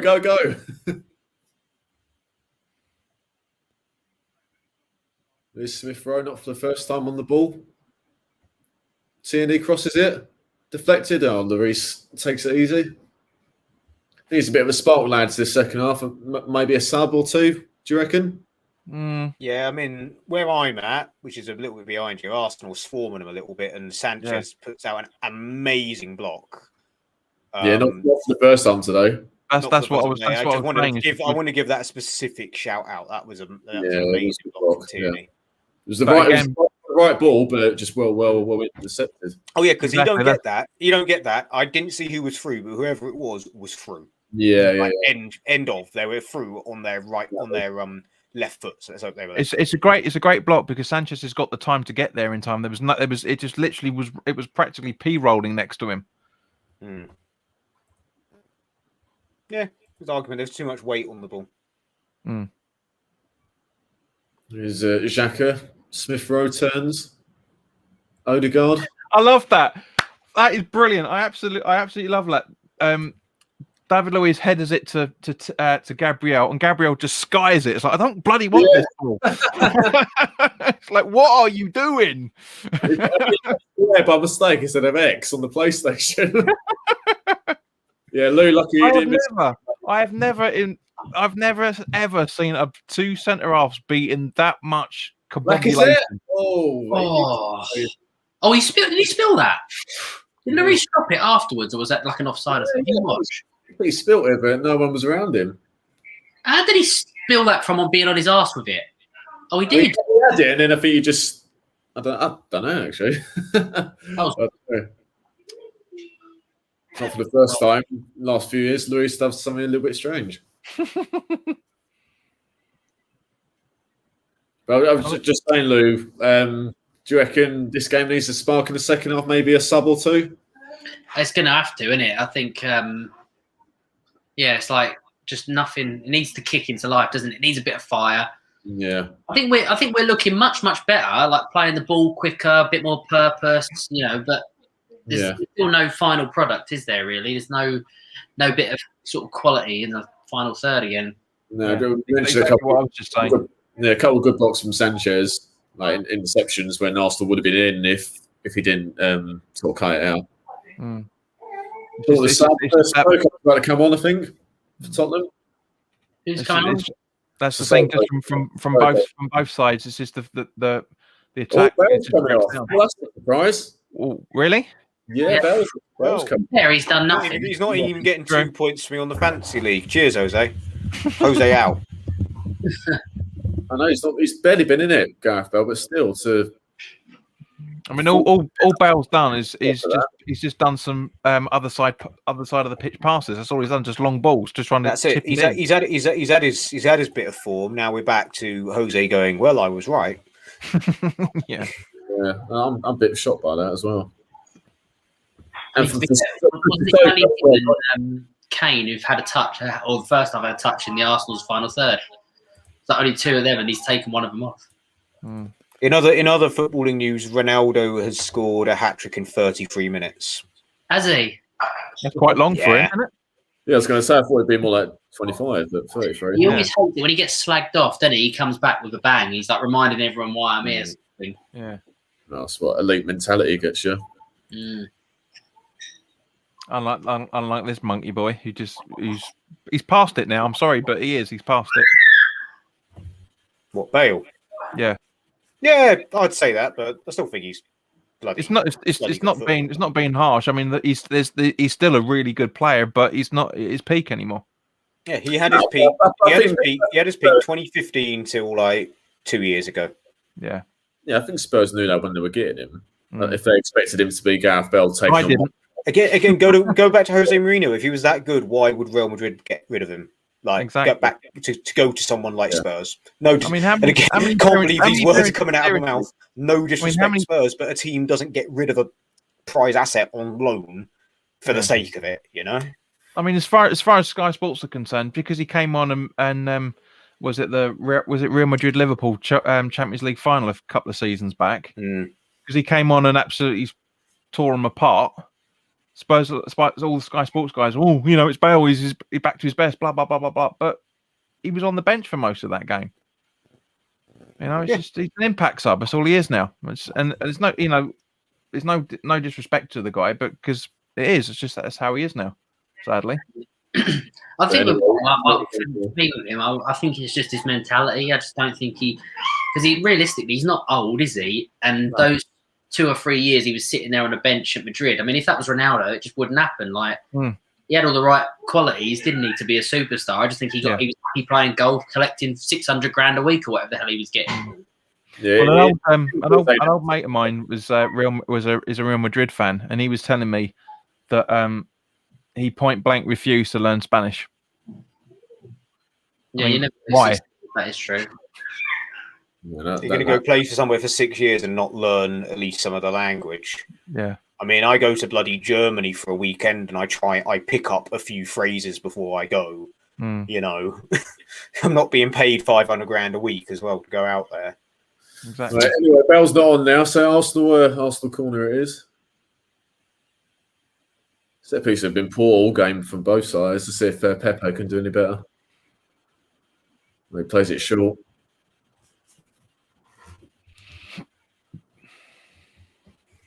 Just seen the free kick after that Partey technically foul, but Tottenham have got the ball, the counters on there. If they can play it quickly, that's why we're intercepted. I think we've been much better in midfield. I think Partey's had a blinder again so far. Yeah, he has. Well, here's Pepe. Well, good ball. It's Luis of all people up there. Cuts in the box. It's flipping. Cedric. Oh, it's a good ball. Well defended again for the first time. Look, Pepe wants it on the overlap. Come on. Showing confidence so far. Not really sure why that short corner was played. It's a bit strange. Oh, come on, Partey. Quicker on the ball, mate. Come on. Oh, that's my one. He needs to get his shooting boots on, old Thomas, and then. That was like the one in the first half. When he looked like he was going to go on target, then it just ended up harmlessly wide. Here's Dele Alli about to come on now. He'll bloody score now, won't he? I told you he's coming on. And Dombele's coming off. Yeah. Oh, they're going for it.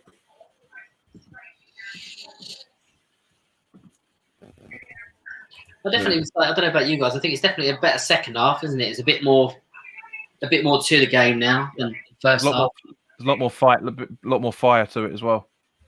Yeah, just the quality in the final third's not been there. Yeah, agreed. Yeah, a bit more purpose, but sort of similar to the first half hour in the first half. Not much in the final third, but there's a bit more purpose, I'd say. Yeah, definitely. Oh, look at that for a stop. Pepe, look at that. What ball that is? Oh, come on, Laka. Oh, that's a penalty. Come on, that's a penalty. He's giving it. Is he giving it? Oh, is he giving it? Yes. I don't know. Corner where I am. So. Can we get that penalty? Wait, we'll tell you in 25 seconds, mate. Breaking ball by Pepe. Lacazette, great touch. Oh, that's a definite penalty. That's an awful. That's stud high and everything. That's got to be a red, surely. Taking the replay. Look at his legs. That's a red. That's a straight red. Well, Lacazette shoots, then goes down. Yeah, but watch the other guy. Look at his studs are up. Look, his studs are up, and then like clatters him. It's been checked anyway for VAR. He's definitely onside. He's giving him a yellow. Yeah, I see what you mean, Bill. Yeah, he does. He shoots and goes down. But it's been given. It's been given. Now we're going to miss it. Who's going to take it? It'll be Lacazette, won't it? Probably. It's not Aubameyang. No. Where are we? What? You guys have been slagging off Lloris. He's going to pull off a blinding top corner.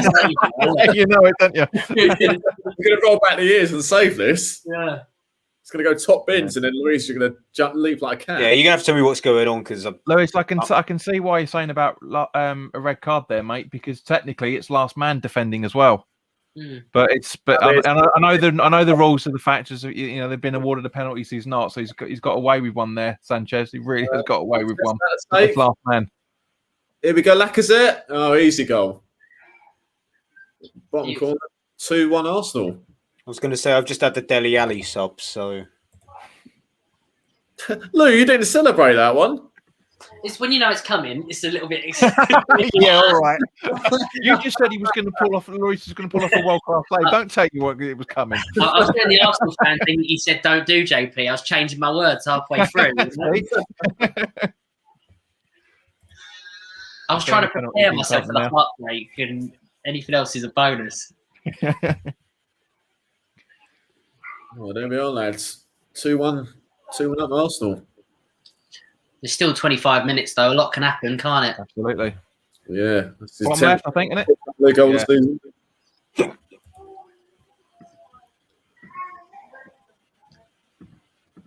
There's not many times where I agree with Martin Tyler, but that is the perfect penalty. It is. Yeah, really well taken. And one thing I love about that as well is he didn't piss around. He just went and smacked it. He didn't do a stop or anything. He just went for it. That's how you're supposed to be taking a bloody penalty. No stop starts or short run ups. Anything. Just went. Away we go. It just proves that he genuinely wants it, because otherwise, I hate all that bloody Pogba piddling about that he does and all that stuff. It's just take the bloody thing. That's why I love Shearer on penalties. Yeah. Nice steady run up and just absolutely smash it as hard as you can. And most of the time, it's score. Yeah. I'm just intrigued for your guys' opinions, obviously, because being an Arsenal fan, obviously, you can always be biased. But I mean, looking at that bench, to me, our bench seems a decent bench when you think we can bring on Aubameyang. You know, I don't know if you can put down in that, but Lewis, you're talking to 3 West Ham fans. We have 2 goalkeepers on the bench and not enough players to make up the entire bench. Of course, we're going to say it's strong. We said it at the start. No. That's for real here. I'm jealous of Derby County's bench. Okay, that's a bit extreme because we got Ben Rama and to a much lesser extent Lanzini, and we love Mark Noble, but we got a bunch of kids on the bench. You know, Balbuena, who's being kept out by the form of others. Yep. You know, we got 2 players out injured. Like today, we got Lingard's that can't play. You know, Yarmolenko. Bonner. Dennis, come on, man, come on. Lingard's irrelevant because we're playing his parent club. So there's no. That's what I mean. No, what I'm saying. So therefore, that space is on the bench that wouldn't. Ghost, we're probably only going to have 6 subs, is what I'm saying, John. Well, we'll find out in 20 minutes, mate. Yeah, because obviously Lingard's out the lineup, so someone off the bench has got to come in. So that's another one done. And I don't think Moyes is going to put the kids on the bench. I think he's just going to carry on with what he's got. For whatever reason, he doesn't put the kids on the bench. Arsenal's bench, yeah, I mean, it's okay, but it's full of a couple of players that Arteta will probably look to get rid of in the summer. I mean, to be fair, I didn't even know Chambers was still at Arsenal. To be honest with you, Chambers being one of them, yeah. I mean, it's not bad to say Bellerin, Ceballos, Willian, Aubameyang, Holding, Pep. Well, obviously Pepe's on there, but Chambers, Aveni, and Ryan. It's not bad. It's not bad. I mean, we'd take that any day of the week for West Ham. So we have that level of strength. No, it's not. Well, I mean, that's why Arsenal mid-table. The squad's not as good as obviously Man City and a few other sides as well. I mean, tell you what, Leicester's squad depth is really underrated. Some of the players they've got on the bench, it's a bit frightening. Oh, is he? Ian Acho hat-trick today, friends. So, yeah. And he's been very inconsistent since he left City. Dennis Pratt and Mendy as well, players like that. Well, I've a guy in my league. I think he always has Ian Acho on his third sub because he's just a cheap striker. So he's going to be praying for some non-starters in his remaining games. I think he's picked up like 15 points. I mean, this. I'd be interested to see what the Spurs fans think of this performance because they've had one shot, Spurs, and that was the equaliser. Hey, Arsenal need to park the bus and just win this game. Come on, both teams to score. Bit of fire now. Here we go. I'm a little bit behind. I'm behind at the minute. Spurs are just playing it around the back.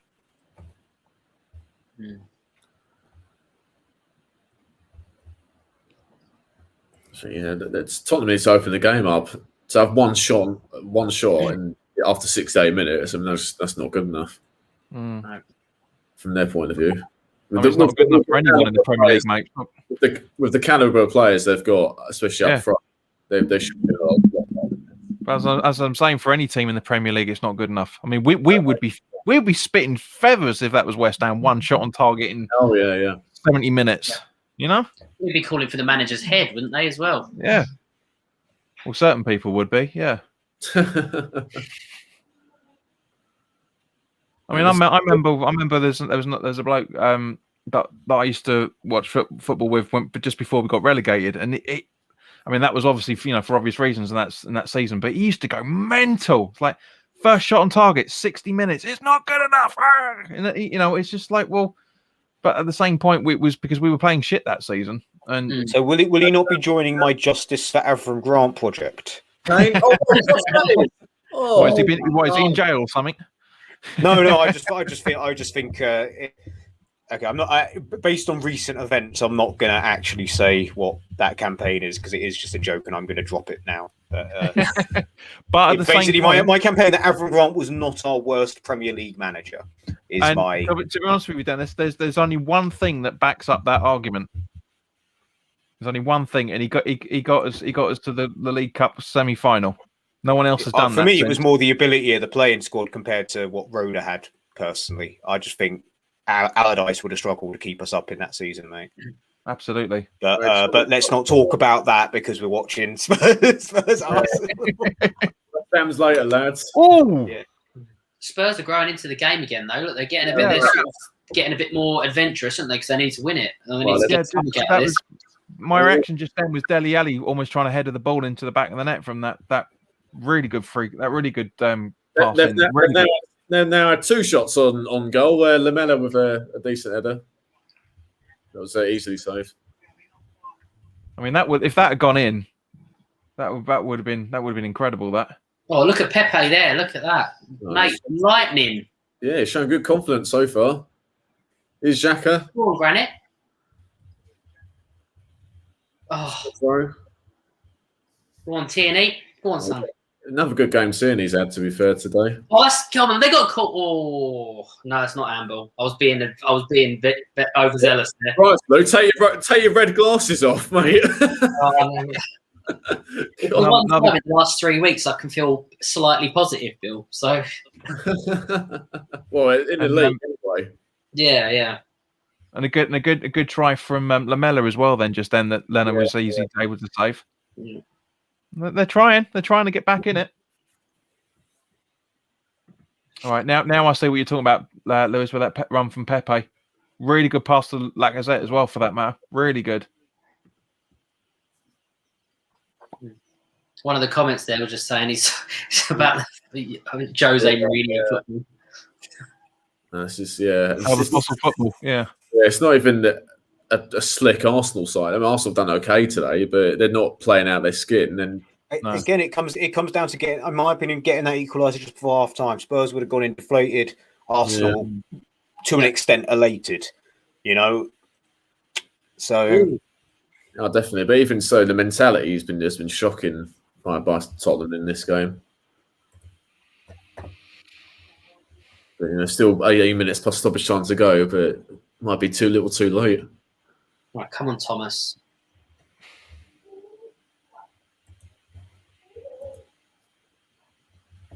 I mean, from both a West Ham perspective and a league perspective, we want this result, don't we, guys?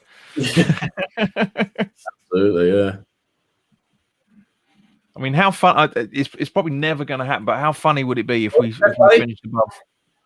If we finished above Arsenal and Spurs? He's coming at half time. He's done well so far.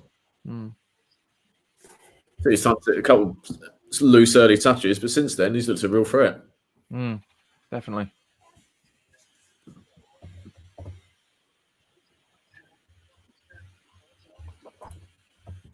In other footballing news, Sunderland have won the EFL trophy.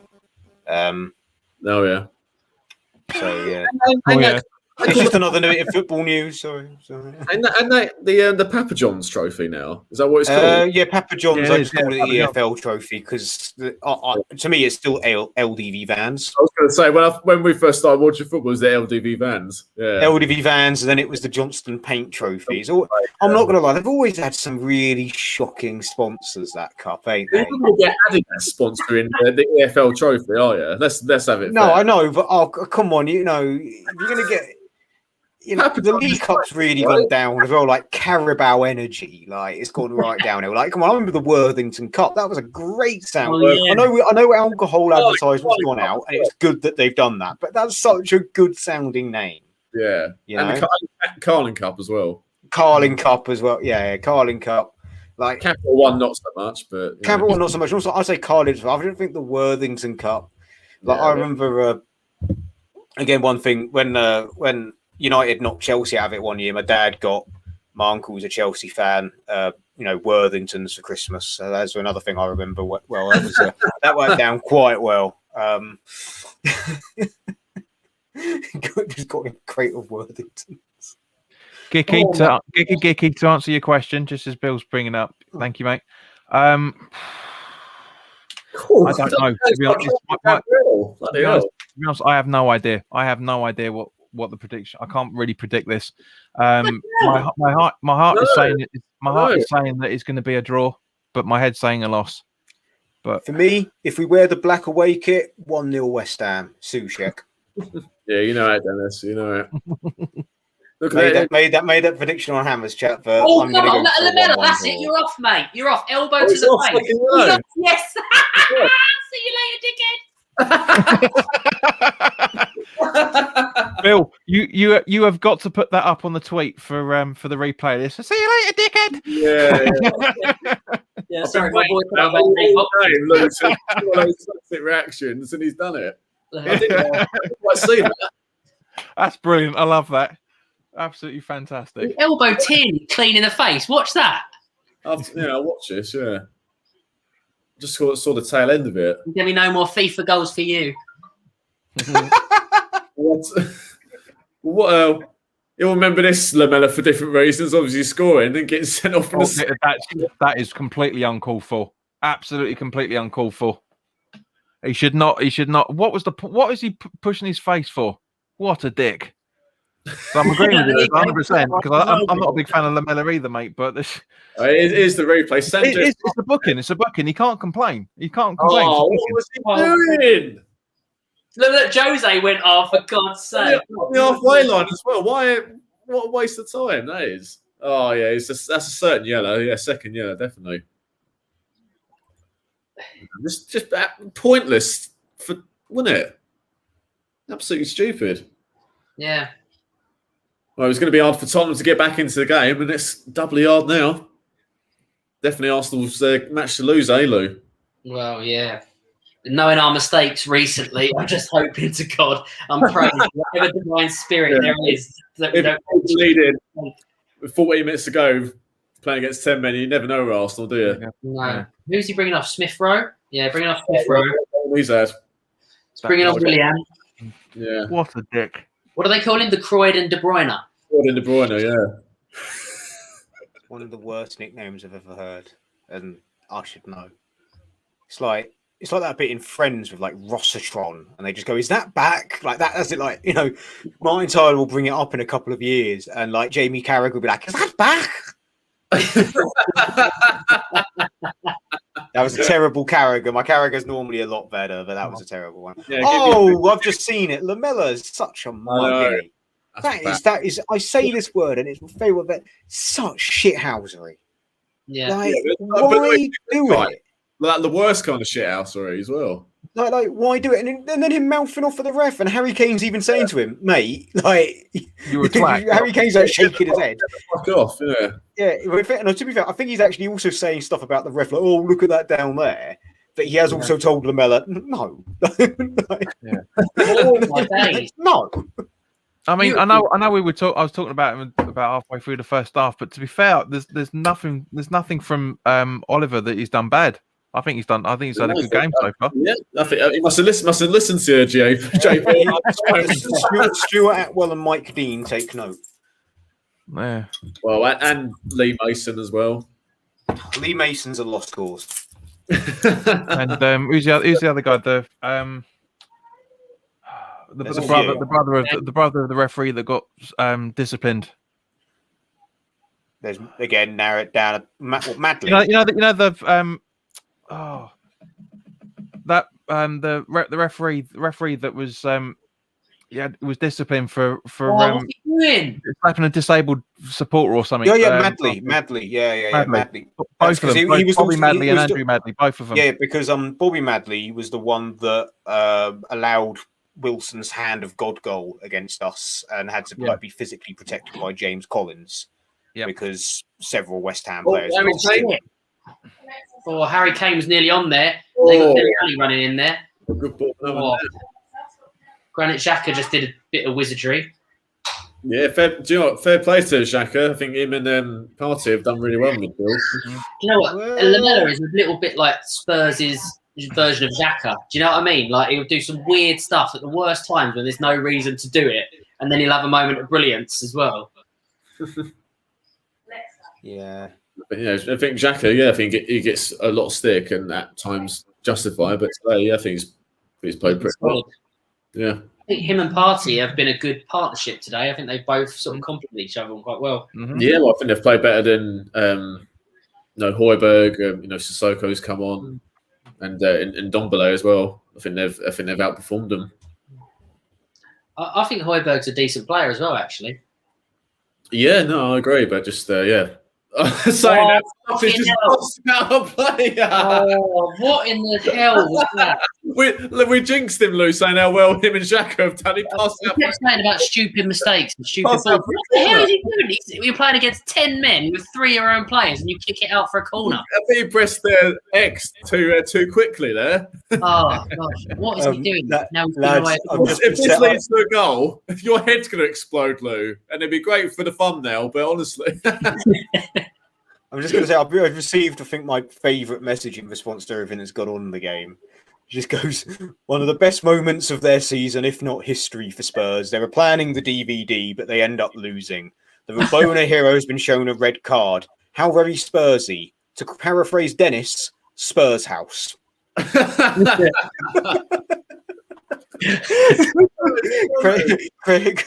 Credit Fiona McMichaels. Is that on Twitter or just a text? No, it's my mate from uni, the Leeds fan. Oh, all right. To quote, to paraphrase Dennis, Spurs house. Oh dear. Sorry, that's tickled me. He's gone. Yeah. He's doing a Chris Jones. Just keeps laughing hysterically. He's gone. Oh my god! It's his own bloody joke. It's not my own joke. Someone sent it to me and I've read it. Oh, Jack can get sent off now. He's getting yellowed. I would get Xhaka off now. I think, to be honest, he's too prone to losing his head. I'd bring on El Neni. Him and Lucas have been having a bit of a battle. He was nowhere near the ball as well. Absolutely classic. Yeah, that's what we just said, though, isn't it, Bill? He's playing well. He has stupid moments. Oh, let's see what Tottenham can do from this free kick. I'm so nervous now. I'm just like, because we've managed nothing since that penalty. Mm. Yeah, to be fair, since going down 10 men, Tottenham have, if anything, have been better since when they had 11 men. I was literally about to say you wouldn't know they were down at 10 men. Oh, it's gone in! Oh, is it offside? That's offside. Fuck off. There you go, Glenn. See you later. Let's see how close this was. Will they check it? Yeah, replay's coming in. I think it was Kane was just offside. Yeah, he's offside, clearly. Yeah, it's miles off. Yeah. Go on, Harold. But the marking at the back post wasn't that great. No.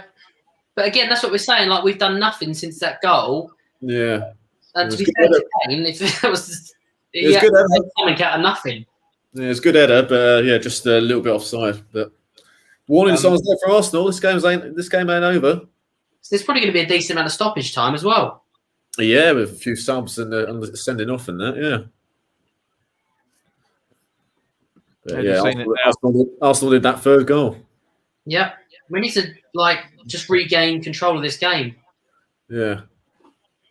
Yeah, last 5 minutes, it's been 37% in Arsenal's third, which is surprising. Bill, that's more than a little bit offside. He's about 2 yards offside with that. Not quite, but still. Mate, you can see his whole body. He's leaning in like that. It's at least 2 yards out. Anyway.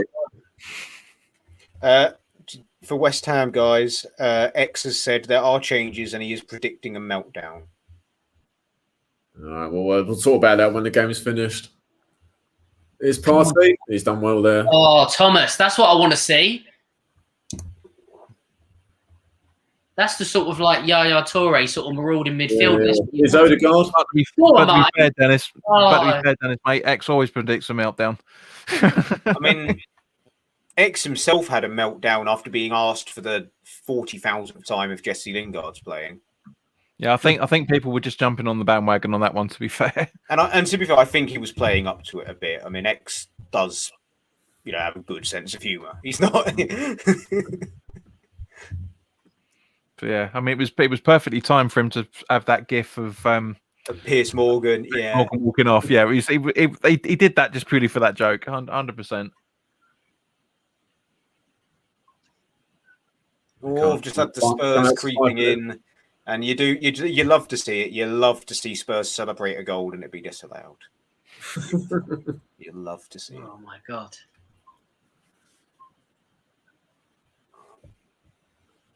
What do you guys think? Should Arsenal just bring on another defender and just go full Mourinho on it now? See out the game. I think just keep the ball a bit better. Yeah, that's exactly what I was going to say. Exactly the same. Just keep the ball. They've sort of forgotten how to pass the ball. Arsenal. They've completely dominated the majority of this match, and then since Lamella's got sent off, if anything, Spurs have had more of the ball. It looks like. Oh, well defended by Luis. It's another Tottenham corner. They're sitting too deep. I don't know why they're doing it. Do you guys think Mourinho's got it wrong? Like Spurs are proving they're competitive. Do you know what I mean? When they play aggressively, do you think they're just being too conservative? And in this game, he's got it badly wrong, in my opinion. badly wrong. That this it was a good lineup, but his tactics have been too cautious. That's totally agree. This Arsenal defence are not the greatest, and Tottenham's strength is going forward. So I don't know why he hasn't been going for it today. They've looked more threatening down to 10 men than they did the whole time with 11 men. Exactly. And that doesn't make sense to me. Do you think Mourinho is one of those managers though that's like he wants his teams very, very rigid, like as we've seen, like he doesn't allow for much deviation or creativity from the plan? Like, does that hamper him? Oh, it hampers this side, yeah. Yeah. Yeah, you look at you've got Harry Kane, Bell, creative players. Yeah, if you don't allow creative players to play, you get into situations like this. Well, and the last few games he has done, and the results have picked up. But today he's gone back to, classic part of the bus Jose. Yep. And I don't we're know. bringing Nenny on for Lacazette now, so we're doing the. Doing what he's supposed to do. So his goal against Olympiacos was pretty awesome. Yeah, absolute beast. Yeah, looks like Aubameyang's not coming on. In some ways, I do respect the fact that he's gone, no, like this is the standard I'm setting. I know it would be a different story if we got hammered today and we'd lost. Yeah. I know it would be a completely different narrative. But in some ways, like you've got to. They're the decisions that our managers, head coaches live by, isn't it? Yep. Just seeing the team sheet, and I can understand why X has said the meltdown. I know what it is, mate. I know what it is. So no Lingard. So we're going to have Antonio wide right and David Martin as a false nine. I want to see it. I want to see David Martin play up front just once. What you mean, like Stuart Pearce did at City, putting David James up front? Except not like bring him on and be like, here's a special gift. Like actually, he plays as the false nine and discovers that he has been out of position all his career. And he scores a hat trick of bicycle kicks where he sets himself up for every single one as well. No assists, just he gets the ball, goes, way, look at that. Dave Martin, West Ham's number 9. A couple minutes to go. Time. Yeah, now we've just given away a free kick in a ridiculous position. Yeah, Harry Kane's over it. Looks like he's gonna have a shot here, knowing Kane.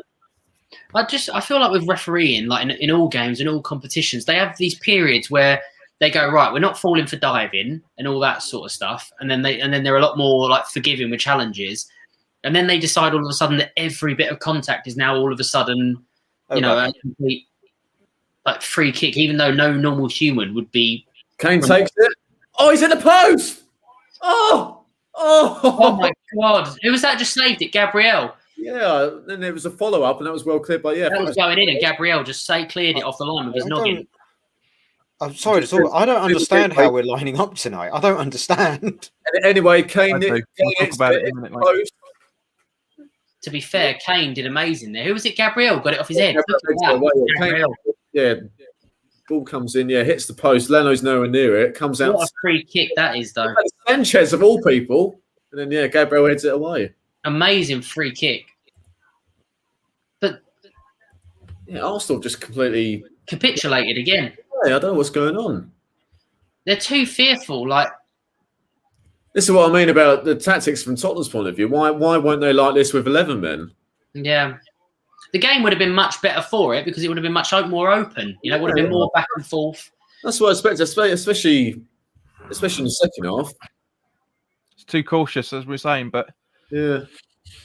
Just seeing it now, that's not a bad kick from Kane. To be fair, it's just slightly too much power on it. That's the problem. The thing is, like Partey's been under pressure now, and he's made some terrible decisions. And Xhaka is getting very, very close to getting sent off with his clashes with Lucas Moura as well. This ain't over. About 5 minutes of stoppage time now. We need to just be so much more brave. Come on, someone hold the ball and run to the corner flag, for God's sake. Yeah, they need to.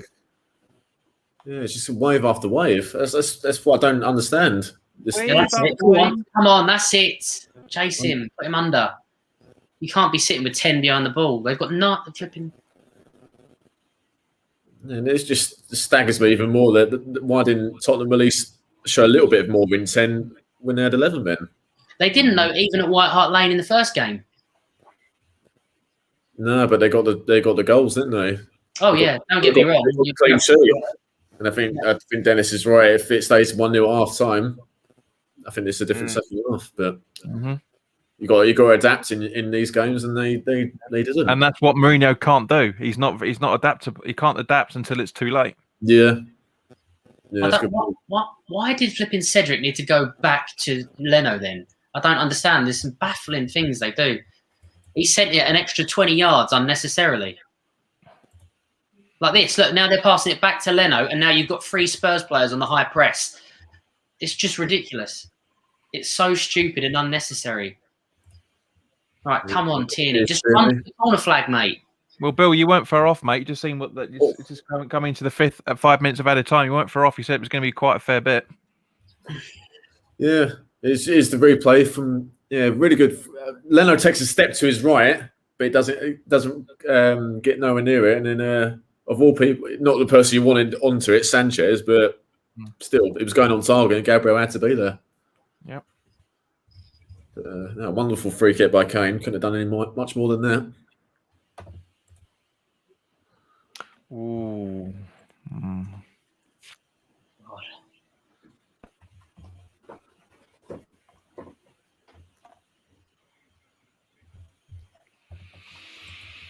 Come on, just fall over, for God's sake, Leno. Just lay on the floor, mate. Fair play to Spurs, though. They've been really, really good these last, 10, 15 minutes? Yeah, a bit too late, though. Yeah. Far too late. Yeah, since Lamela got sent off the last sort of 15 minutes or so. Yeah, you're right. That's it. They've been a better side, but 1-0, Nenny. Put him under, son. one more chance you'd fancy Tottenham to have in this last couple of minutes. Mm. Going to take advantage of it. Sanchez smashes it forward. Good defender by Louise. God, he was holding on to Kane a bit there, and we know Kane's going to go down, isn't he, as soon as he gets touched. Mm-hmm. Yeah, exactly. Yeah, he'll do that like infamous sort of move he does to defenders. He's more. God, look, why has Moore got so much space? Look where Thomas Partey is. Is that foul? Yeah, it's a foul. This is so stupid now because it's completely unnecessary. You've got 3 centre midfielders, and Lucas Moura is sitting in the middle of the park unmarked.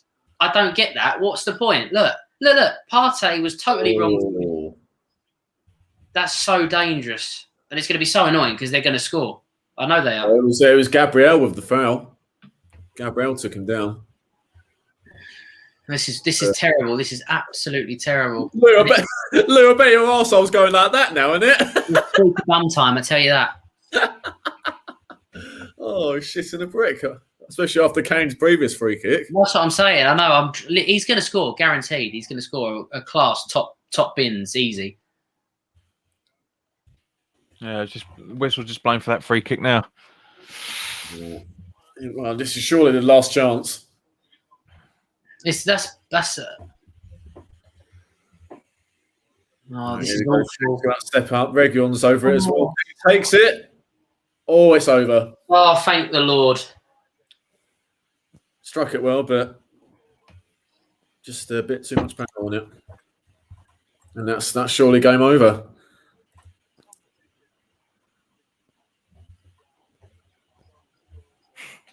I love watching players line behind the back wall. It cracks me up.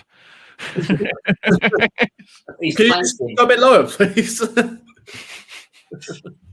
I like how they did that and Kane still found a gap to shoot through. Yeah. It's like when we did it with Fornals for the first time, everyone was like, what the hell?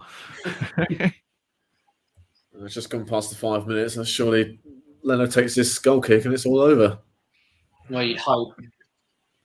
Put it down to their corner flag. Here we go. Takes a goal kick. And they're still playing on. Just got to smash out the pitch, Tottenham.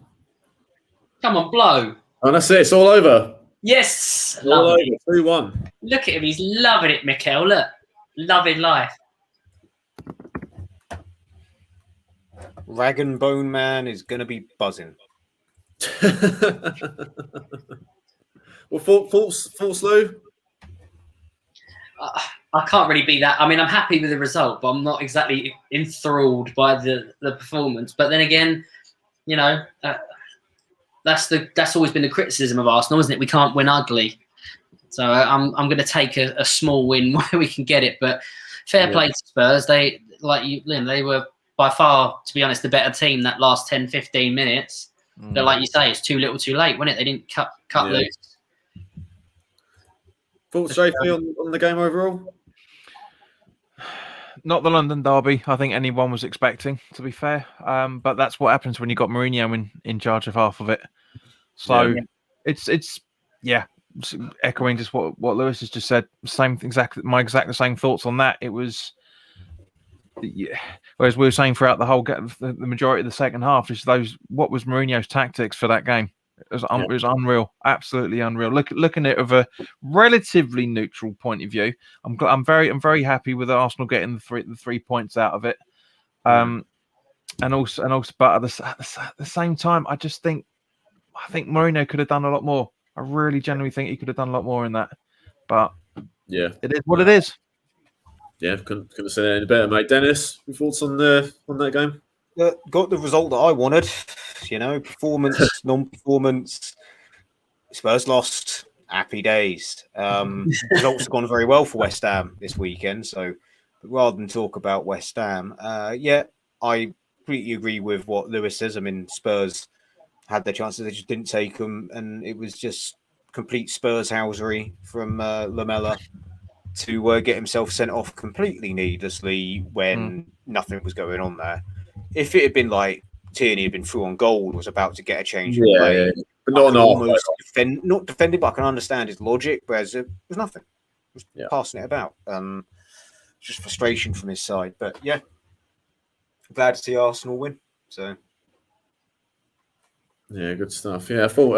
It wasn't a classic, but it wasn't a bad game. I thought Arsenal overall deserved the win. And as we've touched on throughout the second half, I think I'm struggling to see what Jose was trying to achieve during that game. As we saw when Lamela got sent off, Tottenham were by far the better side with 10 men. If they had 11 men, you'd like to think they would have created more chances.